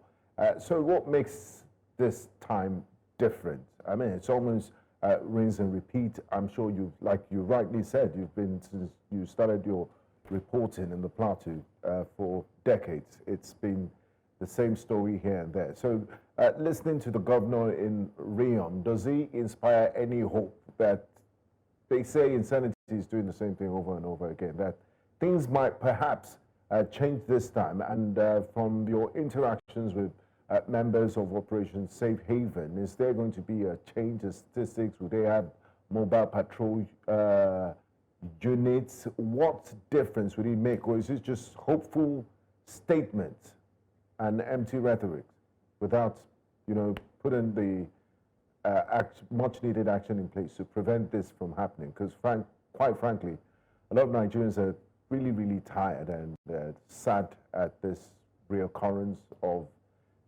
butchery and violence every other day in the plateau. All right. Well, your guess may be as good as mine in this situation. The governor actually said a whole lot 2 days ago when we were there. And one of the things he said that, first of all, he commiserated with the people.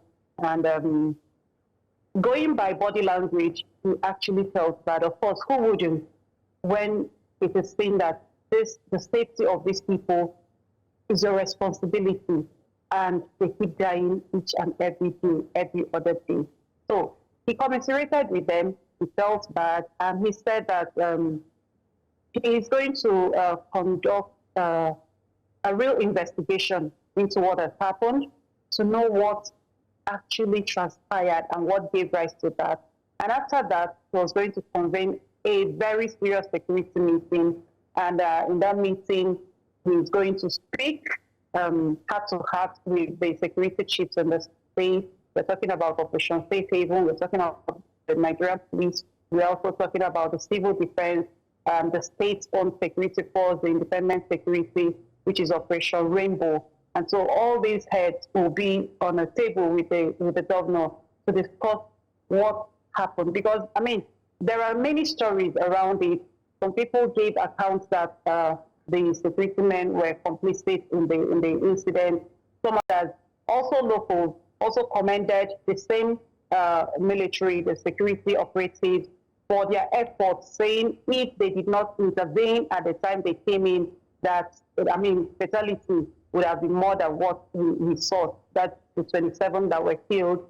And so, I mean, there are different stories to it. But while investigation continues, we hope to see ways or measures or plans that the government or the security agencies will put on the ground to ensure that this doesn't reoccur. That the commander of Operation Safe Haven, like I said in the report, was there on the ground after this incident happened. That's Major General Folosho Oyilola. He was there with other security chiefs, the Commissioner of Police, Emmanuel Adesina, They were all on ground with other people concerned in this incident. And so they have given their words that investigation is ongoing. And so we hope and pray, actually, that this investigation going on yields better result this time around, so that these people can have some hope. They can live again and smile again, because the way it is now, like so many of them have said, they are not leaving their land because it's their ancestral land. They can't leave it for foreigners or for whoever that wants to grab their land, because there are many undertones to this. And so while some people say it is an act of terrorism, it is genocide, it is land grabbing and all those, I mean, we believe that when this special security meeting is over, we'll be able to know what actually happened and what best will be done differently to ensure an end to this. All right. I want to say thank you so much, Chizoba, for breaking it down and helping us to see from the human eye of the residents who are there in the plateau and what they go through every now and then, and how it also impacts and affects you, especially doing your job. Thank you, and thanks for keeping the News Central flag flying as we continue to uncover these stories. We hope that succor would indeed come for the people of the plateau. Thanks for your time, and well done.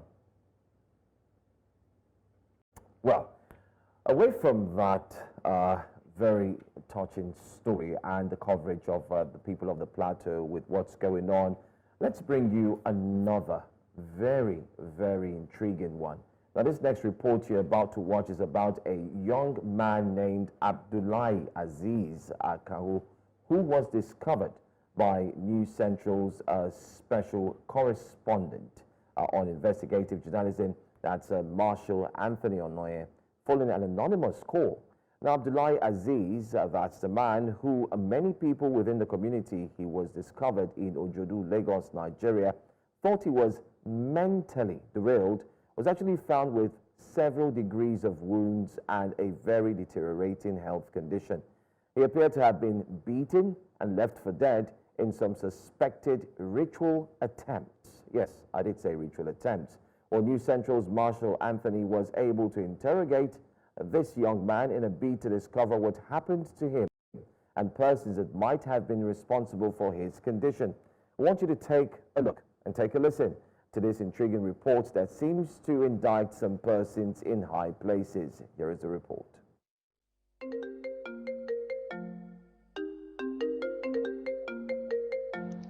Hello, Mr. Marshall. How are you doing, sir? Please, we need your help at Ojudu. There is an unidentified man that he's been loitering the area for days now. Around that Badamosi area. He's very suspicious, and he seems to have various degree of wounds, injuries on his body, and he's, from the way I'm looking at him, it's like he's in intense pain. Please, can you come down and investigate before this situation gets out of hand? Please come, please come. Thank you, sir. This was the phone call that led us to Badamosi bus stop in the Ojodu area of Lagos State, where we discovered Abdullahi Aziz Akon, a young man aged 30, with bruises, scars, and deep lacerations in different parts of his body.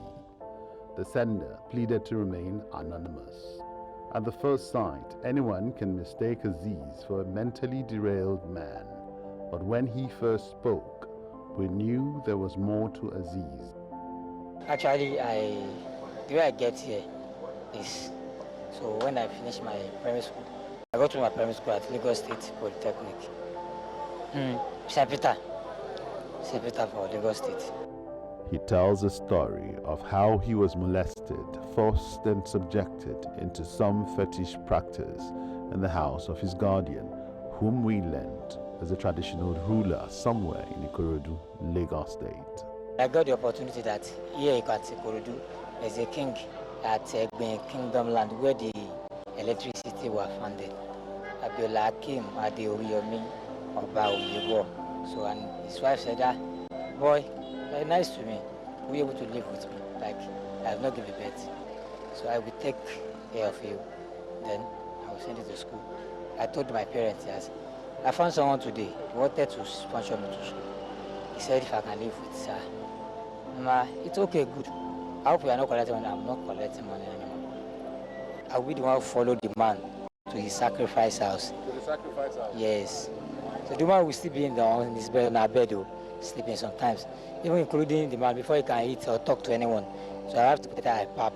She have a magic powder that I should put it on it. So I'm not concerned. There's like a programming. I don't know how the bad magic powder were powerful. So when his wife traveled to USA, he's an American citizen. She should give me trouble. There was a lesson that I have to call for my parents to send money.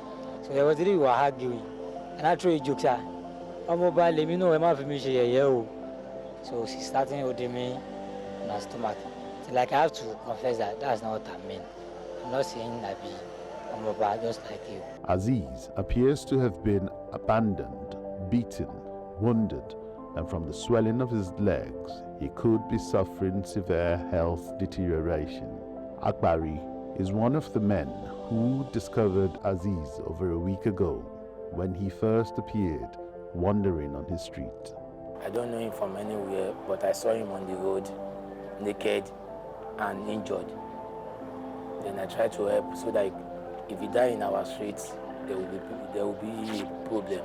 And I went to the station to make a complaint, but the way they are talking to me, I went to the DCO 1. They say if I want them to carry, I will spend money.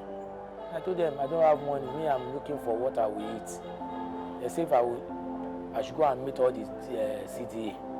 They should write a letter to local government.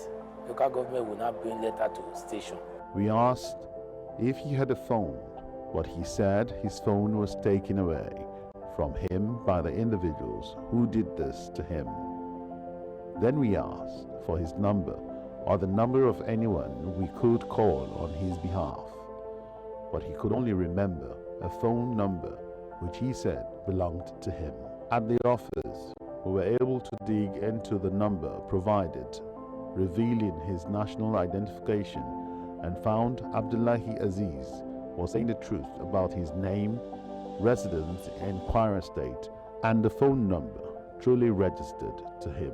Having earlier mentioned he was too weak from going without food for days, we got him some fruits and a plate of food with a promise to look into the information he had provided with a view to getting him off the streets and hopefully reunited with his family. I went to local government to report. They said that it's only dead body that dead people carry. That's what they told me there. I said, what of him? They say they don't know, say they don't used to carry. But it's only dead body that they used to carry.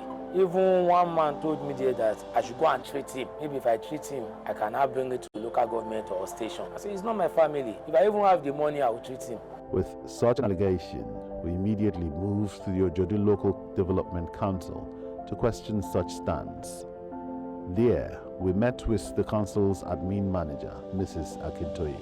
Upon hearing reasons for our visit, she immediately notified the local government chairman, who instantly ordered that an ambulance be dispatched immediately to the location and get Abdul to the nearest hospital.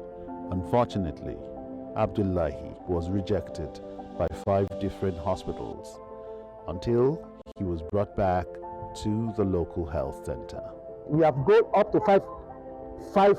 We've come here before and go back. We have gone to up to 5 hospitals. Number 1, the medical center at Express. We go to Bagada Express, the one at Bagada. We go to Ikeja General Hospital. Before we come here again, this is our second time. Before, it's from phone to phone to phone that they now receive it from our hand now. First, he was taken to be washed up and then had his first aid administered. He has since been receiving medical examination and treatment under the supervision of the leadership of the Ojodu Local Council Development Area. Chairman already sent his message that we should do anything that will help him, that is ready to put the bill, any amount that we should just take care of him for him to survive. I know the chairman is always taking care of people, so he takes care of the community. We do something about it, something reasonable.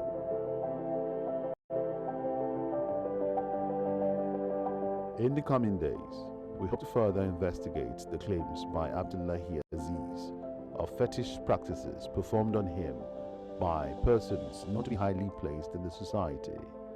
We also hope to locate his family, whom he has said are in Kwara State. In the meantime, the executive of Ojodu Local Council Development Area has promised not to relent in seeing that he gets adequate medical treatment.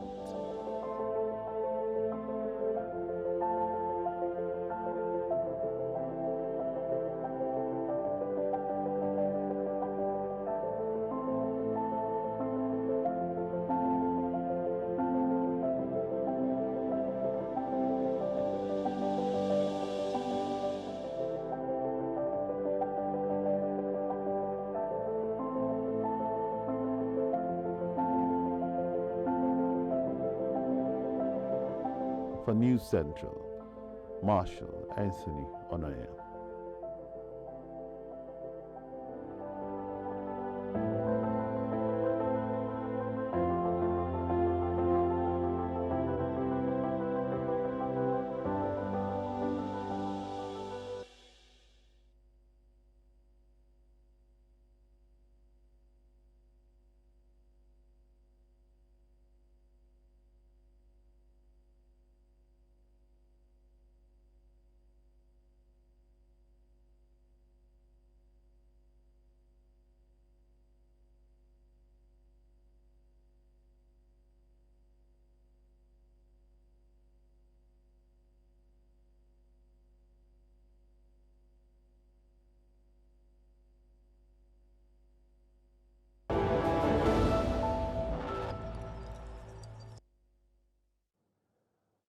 Let's go straight to breakfast headlines. We begin with the information that President Bola Ahmed Tinubu is expected in Kano State today to offer condolences to the passing of elder statesman and business icon Alhaji Aminu Dantata. The visit, confirmed by Governor Abba Yusuf spokesperson Sunusi Bature, the working Tofa, will see the president meet with the Dantata family to honor the late philanthropist's legacy of service and national development. Governor Yusuf described Tinubu's planned trip as a significant gesture of national unity and respect for the people of Kano, urging residents to welcome the president with traditional hospitality. Security and logistical arrangements have been made to ensure a smooth and dignified visit by the Commander-in-Chief. In the meantime, the federal government has renamed the University of Maiduguri after late former President Muhammadu Buhari. The announcement was made at the Executive Chamber of the State House during a special Federal Executive Council meeting presided over by President Bola Ahmed Tinubu. The expanded FEC meeting was attended by the leadership of the National Assembly, the Senate, and the House of Representatives, the Judiciary, and representatives of the family of late former President.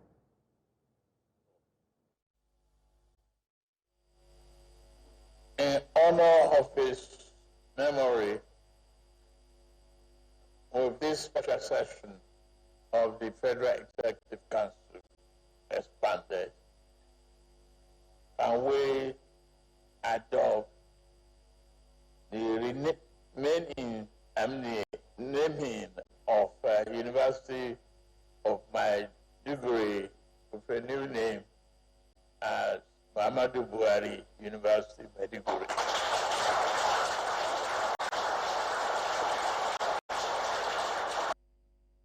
The Defense Headquarters says that it has recorded high-level successes across several operational fronts in the northeast region. The Director of the Defense Media Operations, Marcus Kangi, while giving an update on offensive operations across the country, says that within the last week, troops on the ground have arrested key terrorist logistics suppliers, recovered several weapons, and dismantled their logistics network.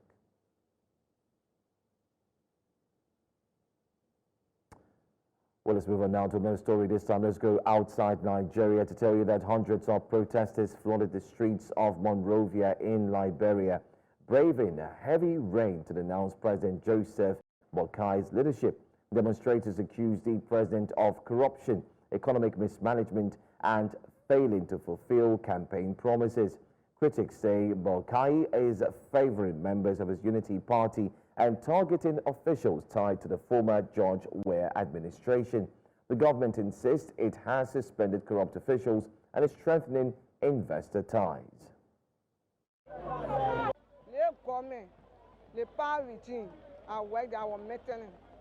When they came first, they said they will not dance on nobody. And I read to 60, I get 55. And I read to 60. When they came, they dance on me and move. I get pound. But they never pay me. All I hear about them work. They not pay us. But now we let the president that work country president, and not us our president. He enter the capital building, enter the mansion. We put a flare on a head for the librarian. But we put a flare on a head and not for the librarian. He doing pick and choose. He taking United Party people to be the country owner. I'm protesting because JMB came into power. He lied to the librarians people. He also lied to we the citizens. JMB said the past administration was not doing the rightful things. But he coming into power, he knew that he was coming there to be for the citizens and hasty portale man for the citizens, get the citizens what they wanted that they not got in the past government. JMB came into power. He took food from our parents they were until today that we the children we are on the street hustling on our own. As for me, I'm a business person. I can afford because I living on this. That why I can save for business. And I want I living on. And that's all we have for you here on Breakfast Headline. We'll go back to Breakfast Central where you can start calling in because the front pages are up next. Stay with us.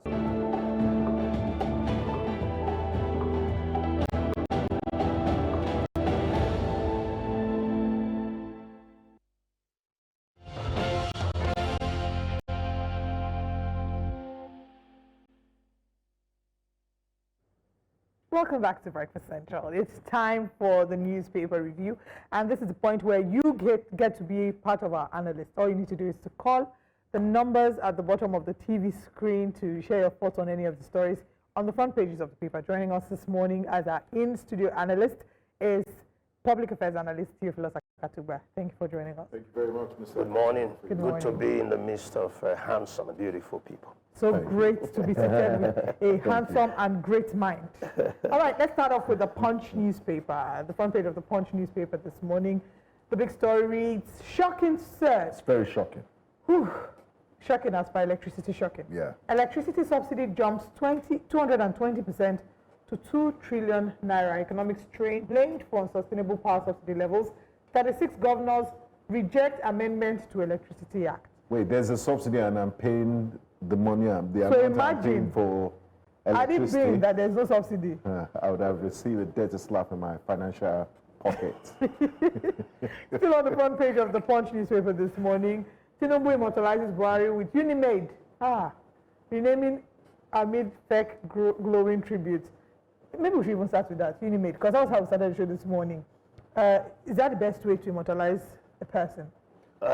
No, I'm putting it in context. Yeah. This person had nothing to do with the university per se. It's not like it was an alumnus of the university or a former VC or somebody that contributed to the establishment of the university. Zero connection. And or maybe we don't know the connection. You know, I mean, we know the history of if you look public. at it, you know, sometimes we don't know the background to why some of these decisions are made. It could have been a special request, because I don't think if you want to give him a national honor, it's that university. So special request in how many days? It could have, no, you know, there's a lot of emotions. It could have been that it's being prepared for, they have been thinking about it. And of course, when a man is that age and the death took place, the people that runs the university could sit immediately and say, we want to, this man has played a special role. He has supported us one way or the other. We don't know what he has done behind. Because if you see, the son was very happy when the announcement was made.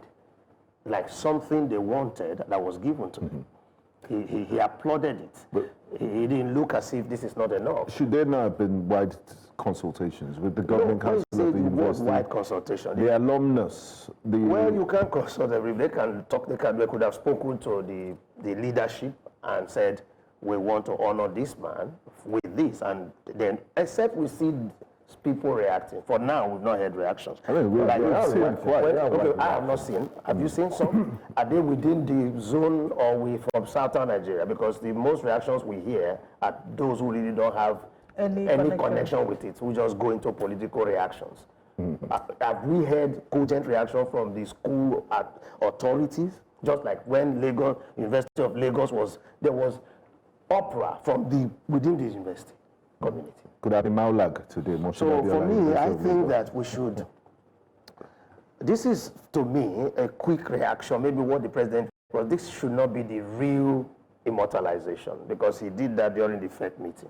So maybe more will still come because this could be a quick reaction to a special request. In my opinion. In your opinion, what's the best way to immortalize the person? Well, some have suggested maybe Katsina Airport or a stadium, Well, the President Buhari already have a lot of things named after him. So it's not as if this is one of the biggest things. There are a lot of things already named after him.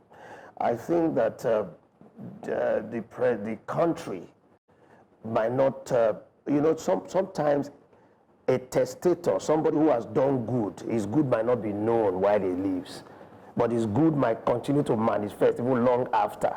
So it is, if it's bad, if he has done anything bad, we also will know in time that, in fact, we didn't know that this thing was good, because sometimes you can start something with good intention and it goes bad, and it turns out that this is, for example, war against indiscipline. When Buhari launched it, everybody disliked him. People were against him for flogging people, for attacking, for making people, for trying to box us into a queue. 30 years after, was one of the reasons people queued behind, that what he wanted to instill in us, we have not been able to achieve. So let's get him back to do. Especially seeing the way Keke and Danfo drivers operate in Lagos State. Absolutely, because he couldn't achieve that because of his area boys. Yes, they need to. I remember those days, even when you go back as far as during the former state governor, Buba Malowa. I can't recall how you would have area boys. They were so scant. It wasn't a cultural thing then. So we have area boys were developed around that time. You see, what you see as area boys were born around those times, not educated. You see, this country always talk about its problems. Look at the roots. That's why the long years of military rule inflicted on this country irredeemable pain, irredeemable damage. Educational institutions collapsed. Courtism took flight. The military rule. Yes, the military rule is an aberration. They're not supposed to be there in the first place. They were not governing us under any constitutional order. They governed the country. Even the military themselves were victims of military rule. But they gave you a constitution. No, that is a constitution we are still contending with. The fact is that they didn't say, there's nothing so terrible that we cannot say there is not some good. Yeah. But the general culture they left behind, we have not recovered. The civilians still behave like dictators. But then again, are we still going to blame them? What about us? Why can't we just, if we get back to, if someone keeps drinking and becomes a drunkard all the while, there's a time where he would have to make his own decision to say, I'm not going to take a job at a bar to be a bartender. We have not been able to make that decision. Anyway, let's move on. We should make a decision, but we have not been. Just for like the colonial masters, there are so many things we still do unconsciously. Have we been able to take a decision from that as well? So decision is not just a statement. It's about the people understanding that a new culture have to be accepted. For now, Nigerians reject cultures. They accept what they are comfortable with, and they don't even want to accept any doctrine that says let's change. The people want change. They don't want to change. All right, let's move quickly because we have a very short time for this segment. ADC kickstarts 2027 manifesto drive, still on the punch. Opposition coalition pledges fair ground for Atiku, Ugamichi, others. Dede Momodu quits PDP. Kachuku wants Obi against accepting VP slot. What's your take? Okay, what am I reacting to? ADC. ADC is a beautiful thing. My question is that, is ADC not having a manifesto before? ADC? Yes. It's an existing political party. If you ask me, I'm not a member of the ADC. So the question is, if they are kickstarting, it's good. It's a good thing to kickstart the drive, but they are just about to find a candidate that will contest. Do you think Obi will take the VP slot? No, absolutely not. And do you think Obi will go back to the PDP? Do you think he will go back to the PDP? No, I don't know what's going to do. Because already the Labour Party, he has created a vacuum in the Labour Party that is opposition are exploiting. So that's why I worry about his political strategy. Sometimes you have to consolidate before you move into territories. He left the place porous, disturbed. The party was disorganized. They are quarreling, they are fighting themselves. and then he went to form. So that house will be occupied by the demons by the time he come back. Let's also look at, I also want to take you up on this issue of manifesto. So which supersedes which one? The party's manifesto or the candidate's manifesto? The party, and do we even follow manifestos? Now, the party manifesto is a very long-term strategic plan. We want to make education free.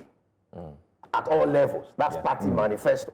Now, it is for a candidate to now look at the manifesto and bring out his promise. I will make it free to secondary in my time. I only have 4 years. So, party manifesto is the entire framework, what is the dream of the party for the country that can be achieved in 100 years. That can be achieved in 200 years. So like vision statement and mission statement. Absolutely. So it's now time for a candidate to look at that manifesto. Okay, since this party wants to give free education, within the 4 years that I have, I want to ensure it at primary level. Is that how politicians think, or they just, or let me just use this party to get to power? That's how they think. But the citizens see manifesto, they don't think of the promise. That's another thing. Buhari was talking to Nigerians about something, but they were looking at APC long-term manifesto. He promised to do this. But Buhari was telling you, I will do. He was campaigning on three grounds. Which is what is advised. He was always repeating those things, and I wonder, he never spoke to any long-term manifesto. I'm here to fight corruption, we recover my money. His terms were so, I will build infrastructure. And that was what Buhari was just doing. Everything you were saying, he said, this is my promise, let me deliver it. Okay. The same thing with Tinubu. When he came, he said, I will do this. So look at what Tinubu promised, but look at the APC manifesto, which guides Tinubu's action, because Tinubu and other presidents under APC were achieved that it could be 40 years, but that is the party manifesto. All right, let's move to the Nigerian Tribune, Benga. Okay, let's see what the headlines are saying. This is the Punch, no? All right, let's go to Nigerian Tribune. Nigerian Tribune, please. Yeah, let's see the Nigerian Tribune. Okay. We have that running. While we're trying, okay, so... okay, let's just take the Punch for now. No, that's a futuristic... That's not... it's in the future. But I want us to take the Nigerian Tribune. On the front page of the Nigerian Tribune, soldiers rejected 13.7 million naira bribe from terrorists, according to Defense Headquarters. So they report that in the course of them doing their routine, raids, that they encountered 2 terrorists and they offered them 13 million naira, and they turned it down. That's commendable. Very commendable. It means that they really have some closeness with these people. It's like the interaction level for a bribe to be offered, because I thought that the level of relationship between us is the engagement is complete, remove them from the system. So if there is a meeting where discussions could be held, a round table meeting, or maybe when they were arrested. All right. Yes, at the point of arrest. Desperate offer. I want to say something about this. I think from what I gather, from my feelers from the north, it's not as if these terrorists are strange people, or they are some unknown fellows. They're actually part of the system, like the area boys we talk about them with so much disdain in Lagos. I hope with so much disdain, but the area boy is still around. We actually know his house. Yeah. He lives in the community. If he's around Fadi, his house is close by. They know the beer parlor he goes to. So they know where he drinks. They even know his woman, his wife. So the same situation is in the north. These bandits and co, they know them. Let me even report what he said. He said on the night, this is by Operation Safe Haven. He said on the 9th of July 2025, our gallant troops intercepted a vehicle with bullet holes along Jos Sanga Road. Suspects attempted to induce troops with monetary gratification while they declined. Troops arrested 2 suspects, recovered weapons, ammunition, a vehicle, and the sum of 13.7 million naira from them. Fantastic. We praise this action, but you see, this is one gallant move. There could be other 7 that fell. That got lured by that. Because money is so... Nigeria today operates as if money is the only blood that citizens breathe. And that makes people so susceptible to being bribed and paid. If our law enforcement people do not take bribe to overlook faults, however small, this country will be orderly. When we travel, as we say, it's an orderly nation. The orderliness is because the law enforcement has understood his role and he's playing his role and makes everybody to fall in line. But the law enforcement here and everybody in the they see the opportunity to cash out or make it big. And this is where the problem, if you go to, I've been to a police station. I was in a police station where someone who stole was brought in. Do you know what I saw? I was sitting with the DCO at that time having a meeting. I saw a scramble among 4 policemen to handle the case. Whoa. Yeah. Assign me. Assign me, sir. Because they could see that the money stolen, that 12 million. And I heard somebody asking how much is left. Just tell me, I will cooperate with you. I must be honest with you. I've seen that too. You've seen that too? Yes, I have. So it's a pathetic situation where people are saying, "Oh, God, let me handle this case." But with the tone of voice, you understand the interest where it's going. That's it. There's a story I want us to quickly touch on that same paper of the Nigerian Tribune. Can we have the Nigerian Tribune? It's something that I really want us to talk about. ADC to federal government. You can't spend billions. Brilliant. To repair refineries and then sell without full audit. As you're aware, Mr. Katuba, the federal government is about to sell the moribund refineries. Yet, ADC is telling them that you can't do that. Where's the audit? Where's the accountability? I agree with the call, but you know this current government did not spend the money. So when you say you can't, even the ADC, they're also part of those who spent. And so they whoever made that statement should know that the audit is necessary. Why were they not auditing before they left office? So we keep heaping the blame of all our lives on the current person sitting in office so that we lose the focus. The focus that but the current person has the powers to change things. No, the audit, that's why he didn't even put a dime on it, because he knows what it is. He wants to sell that refinery. So it's not yet confirmed. He's saying, CEO of NNPCL had said that it's an option that's on the table. But reviews are being carried out. You see, the truth is this: there's no. See, if governments speak, know where they are going. The fact that this present government did not discuss that is a sell. You have to say. If you don't sell it, the refineries have been used to fleece. I used to come here to tell the NNPC, unless they go down, we won't have peace. I told you.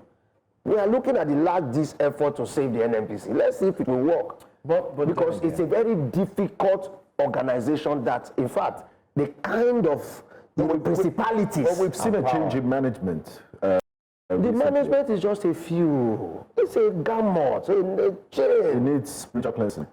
Is that change in management? And this is what the change in management is. Bayo Julari is not the first person to say this.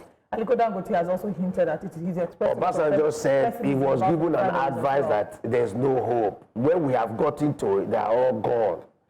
At the time Obasanjo sold them, that was the time it was still redeemable. Yar'Adua told Nigeria in 12 months, these refineries will work. He took the money back from those who bought it and gave the refinery back to the NNPC and their staff. And what happened? Nothing. And we have not called them out. We are blaming government. So is it who are the people you sell to? Are there people that want to buy such a... Yes. Dangote and Co. Then he didn't have a plan to build a refinery. He was going to put his interest just like he bought cement plants. So he was one of those that bought one of them. They refunded their money back. Are they willing buyers? No, they could. As they are like this, in their moribund if you announce now, I'm sure people will be willing, especially when you see the refinery of Dangote working. Yeah. People want to invest instead of starting afresh. Yeah. They want to start where something... According to the story, while I went through it, they said they are willing buyers. But there's also fear from the opposition political party that these buyers would come from the current political... I like their fear because that's what they would have done even if they are in power. So the fact that they are telling me of the fear is good. We are all afraid of ourselves. Let's watch out who will buy it. Just so we know, we're looking at how much has been spent. 100 billion naira was reportedly spent on refinery rehabilitation in 2021. 8.33 billion naira monthly expenditure. $396.33 million monthly expenditure for on turnaround maintenance between 2013 and 2017. Despite all these financial allocations. So there are people that are earning salaries from and their expenses from a refinery that has not worked in God knows how many years. 8 billion monthly expenditure. Yes, monthly expenditure. Yeah. Meanwhile, all the drama that they were giving to us that time, when we were also, we talked about that they put some journalists there, petrol inside a jerry can. In a bottle. In a bottle. This is different. It was an attempt to prove to who gave them money, not you. Let me explain. Can they please arrest all President Buhari has the problem of President Buhari is such that when the refineries were built, he has such an attachment to them. he believed that why can they not work? We have to bring them back. So he was dismissing in Nigeria.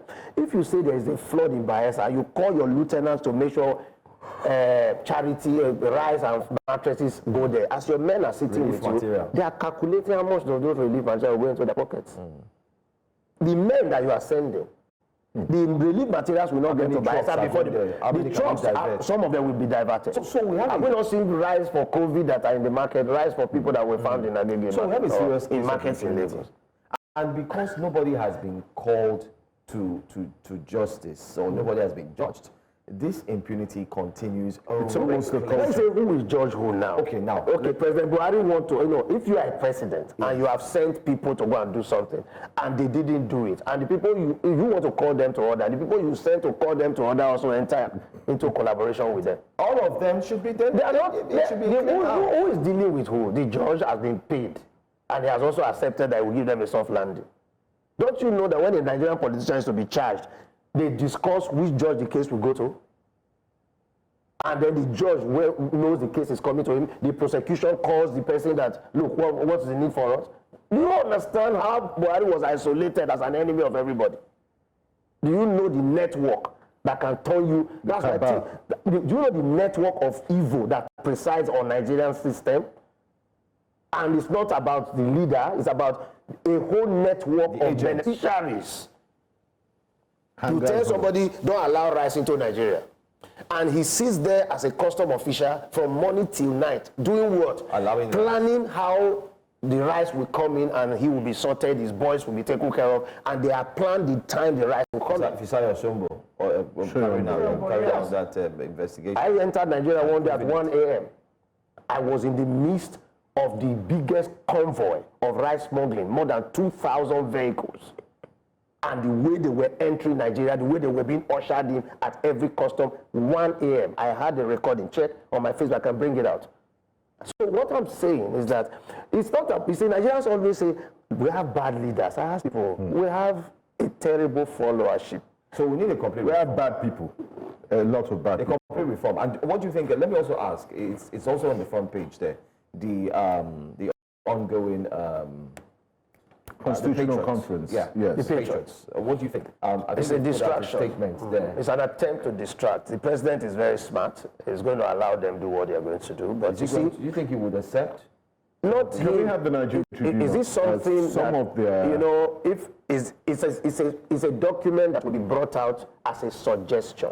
And these are some of the suggestions they are asking for. They are advocating for a constituent assembly, devolution of power. These are discussions we're having. The center is too powerful. Yes, and a unicameral legislature. We tried that in the First Republic. We done a uni meaning one, right? Yes, instead of having but under a parliamentary system, the system we have carried is too heavy for us.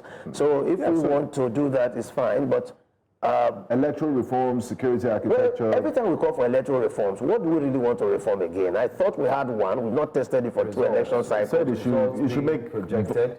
Okay, hold transmitted. On. No, the word transmitted. The reason why the government is scared of putting that in law is that if there is because transmission is you rely on scientific devices, and if there is a glitch, it can make the election now null and void. That's why the country still want to stay with its manual processes. But what other countries have moved? Can we still stay with manual processes and allow your votes count? Yes, allow the vote count is the people again. See, that's why they need Look at Peter Obi that went to do election and his agents sold their chances and did not bring result home. Are you listening to this? The agent you called to go vote, it's not a Nigerian man, the fellow obedient that were selling their chances, and they were brought over, given food by the opposition. In Delta, it was a clear case of the PDP will come to the polling unit and by the opposition, all of them, and they will all agree, sign the paper, whatever they have written. Are we talking about Nigeria that is electoral reform that will solve the country? The same electoral reform that Ghanaians took and they did a classical election. It's about the people. Yeah. Elections can be conducted by primary school students. Is it not to cast vote, count it, and tell us the winner? So how do we, are there systems we can put in place to prevent money from being the ultimate? No, because poverty is the culture of Nigeria. Nigeria is we're hungry since and nobody's working. Right. So we're working, but no one is working. No innovation. If you are hungry in a country, you're not supposed to be pushed to produce like China was hungry. Yes. And they came out as a smoking industrial nation. Yes. All the hunger of the last 1 year, what has it produced? It's going to shouting on Twitter. We're hungry. No one is making progress. No one is making an advancement. We're waiting for messiahs. You know, Nigerians like to line up behind, like they've outsourced policing to very black man. They've outsourced Consumer Protection Agency, especially in the real estate, to Scotty Guma. And by the way, he's been arrested. He's been arrested. And people have said they're not the ones. We don't find unity in our numbers and collective activism. We wait for, we choose this man, and we want a messiah. Rather than even check ourselves, the people that are the problem. What I think the patriots should do, I like their mission, but you see, they are trying to write a new constitution. They can rejig the current constitution and ensure that they mobilize the states to concur. All the amendments we have attempted, they failed because the State House of Assembly did not give the concordance. It's a cumbersome process. It's very tedious. So if you want that to happen, then spend your energy in lobbying so that these things can go to the National Assembly and they will be passed. They said they're ready. They said they're ready to do all of that. Very good. Why they've also tried to involve members of the National Assembly. And they also mentioned that the one in 2014 was not fully... We are very suspicious of one another. Yes, yes, it was not. But we have 3 more minutes. Let's see if we can take one more story. Daily Independent. I think that's what we're going to do. That's our last one. We've disbursed 73.2 billion naira to 396,252 students in 1 year. Nelfon says, okay. And finally, let's take this one. I think we might have to go back to this particular story. Kachiku alleges 20 million naira bribe to state chairman to hijack ADC. Who gave? He's alleging. Okay, alleging. ADC. In the political marketplace in Nigeria, I call it, it's a market. We call it transfer market. It's called transfer market. No, it's actually, the transfer of politicians is the market, another activity, but it's a full marketplace where both election officials and politicians and citizens go to full-blown trade. Let's go. We are now in the season, and it has started quite early. This time too early, earlier than expected. And to the extent of distracting the whole nation from developmental projects. Now we are now looking for some messiahs that will take us out of the hands of a supposedly wicked Tinubu government that is making us hungry. So that when the other people come, every good that we are achieving so far will be reversed because we want to have a moment of stardom. Great man. On sustainable levels, look at subsidy to electricity. It's already hitting because the government still say, let's not put full weight on the people, so let's keep paying some part. And we go to that level. Very soon, we will enjoy the light, and the darkness will descend when they remove the subsidy. Oh, there's darkness and there's light. Exactly. But thank you for joining us. Thank you so much. Always very interesting updates here. We of course now will be heading over from here to bring you our fresh innovation and introduction to Breakfast Central every Friday. But we're going to a very quick break, and when we come back, we'll delve into that. Stay tuned.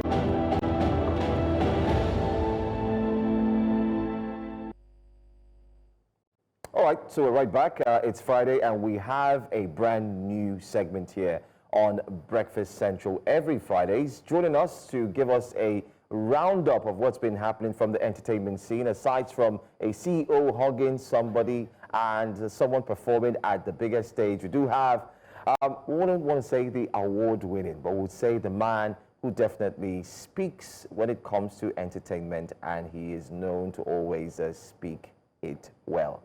We have Sam Dandy joining us this morning. Sam in the building. Multi-award winning, globally renowned journalist of repute. A world legend. What an honor. I'm amongst you guys. I'm a fan. When we're done, can you please sign your autograph? I'm the youngest here, right? You see where I'm looking? I'm you haven't seen my birth certificate, so you can't stop.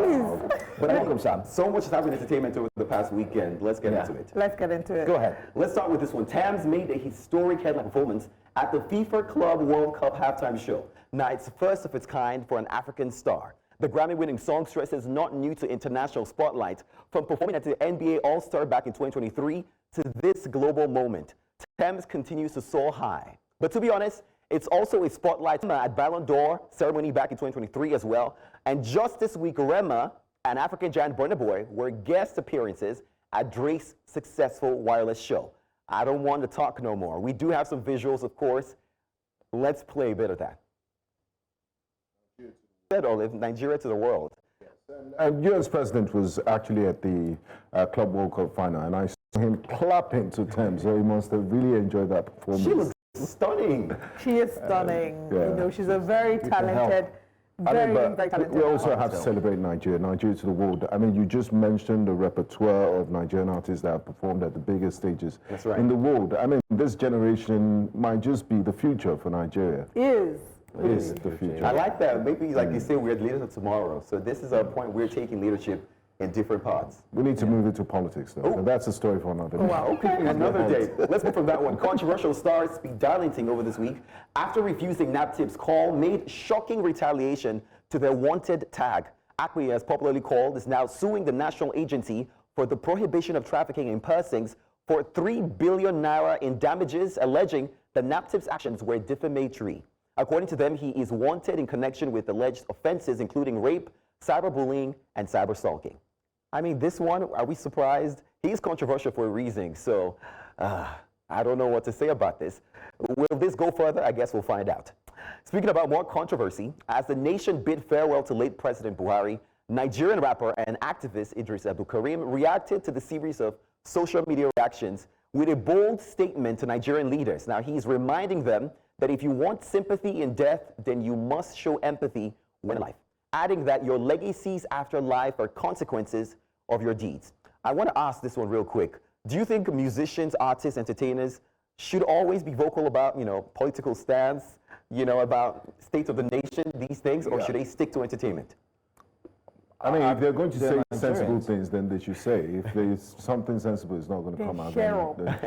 Yeah, but I mean, they should, because especially Nigeria, you look at a country like Nigeria, it's bedeviled with so many issues, and all they're singing about is champagne. I'm not saying all your songs should be political, but once in a while, talk about the things that matter. Make sense, and you have a huge followership. Drive them in the right direction. Everything is not about winning champagne and drinking. What did the audience tell you that they want to hear sensible music? I did not tell you they want to hear. They want to distract you from their reality. It's Friday, but then again, sadly, back then we used to have a lot of artists who would engage in conscious music. Plenty of them, of which Idris Abdulkarim is still one of them, and still pushing that trait. These days, like Benga said, everybody just wants to vibe. And the biggest celebrated artist around the world, Michael Jackson, they did conscious music. Fela, Nigeria's biggest musical does conscious music. So who told you conscious music can't sell? I mean, who told you I can't go to the disco this night and dance to Fela? Say, I know you be say na craze word with the craze word. I say no, what's that one? Na craze word with the. As long as the song doesn't get banned. Exactly. Are you going to the disco tonight? Well, so you go clubbing in our time, it was called disco. You just revealed that you're way over. I don't understand, man. Anyway. Let's move from that one. Earlier this week, American singer Trey Songz was under fire for alleged assault on a photographer. Now, after a few days, the 39-year-old star has responded through his lawyers to the news. Now, the media is unfairly turning an unfinished story into clickbait to sell a new headline, is what they said. Now, Arman Mansour accused the singer of punching him, slamming him against the wall, and damaging 2 cameras.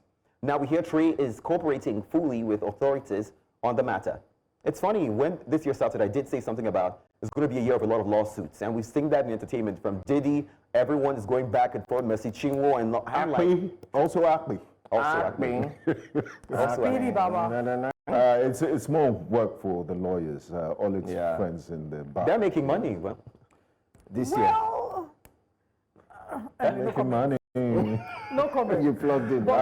You can't sing that song in July if you've not made money from January to April. But there's still time, you can't know. There's a lot can. of. Do you know how many people that started this year single that are gonna end married and are not even in a relationship? Please, let's not waste the year. Never say never. Never say never. Our final story. Well, a final story. Some Diddy update. As of course Diddy faces a sentencing, he's reportedly enrolled in rehab programs for drug and violence issues, as typically is required with a history of abuse.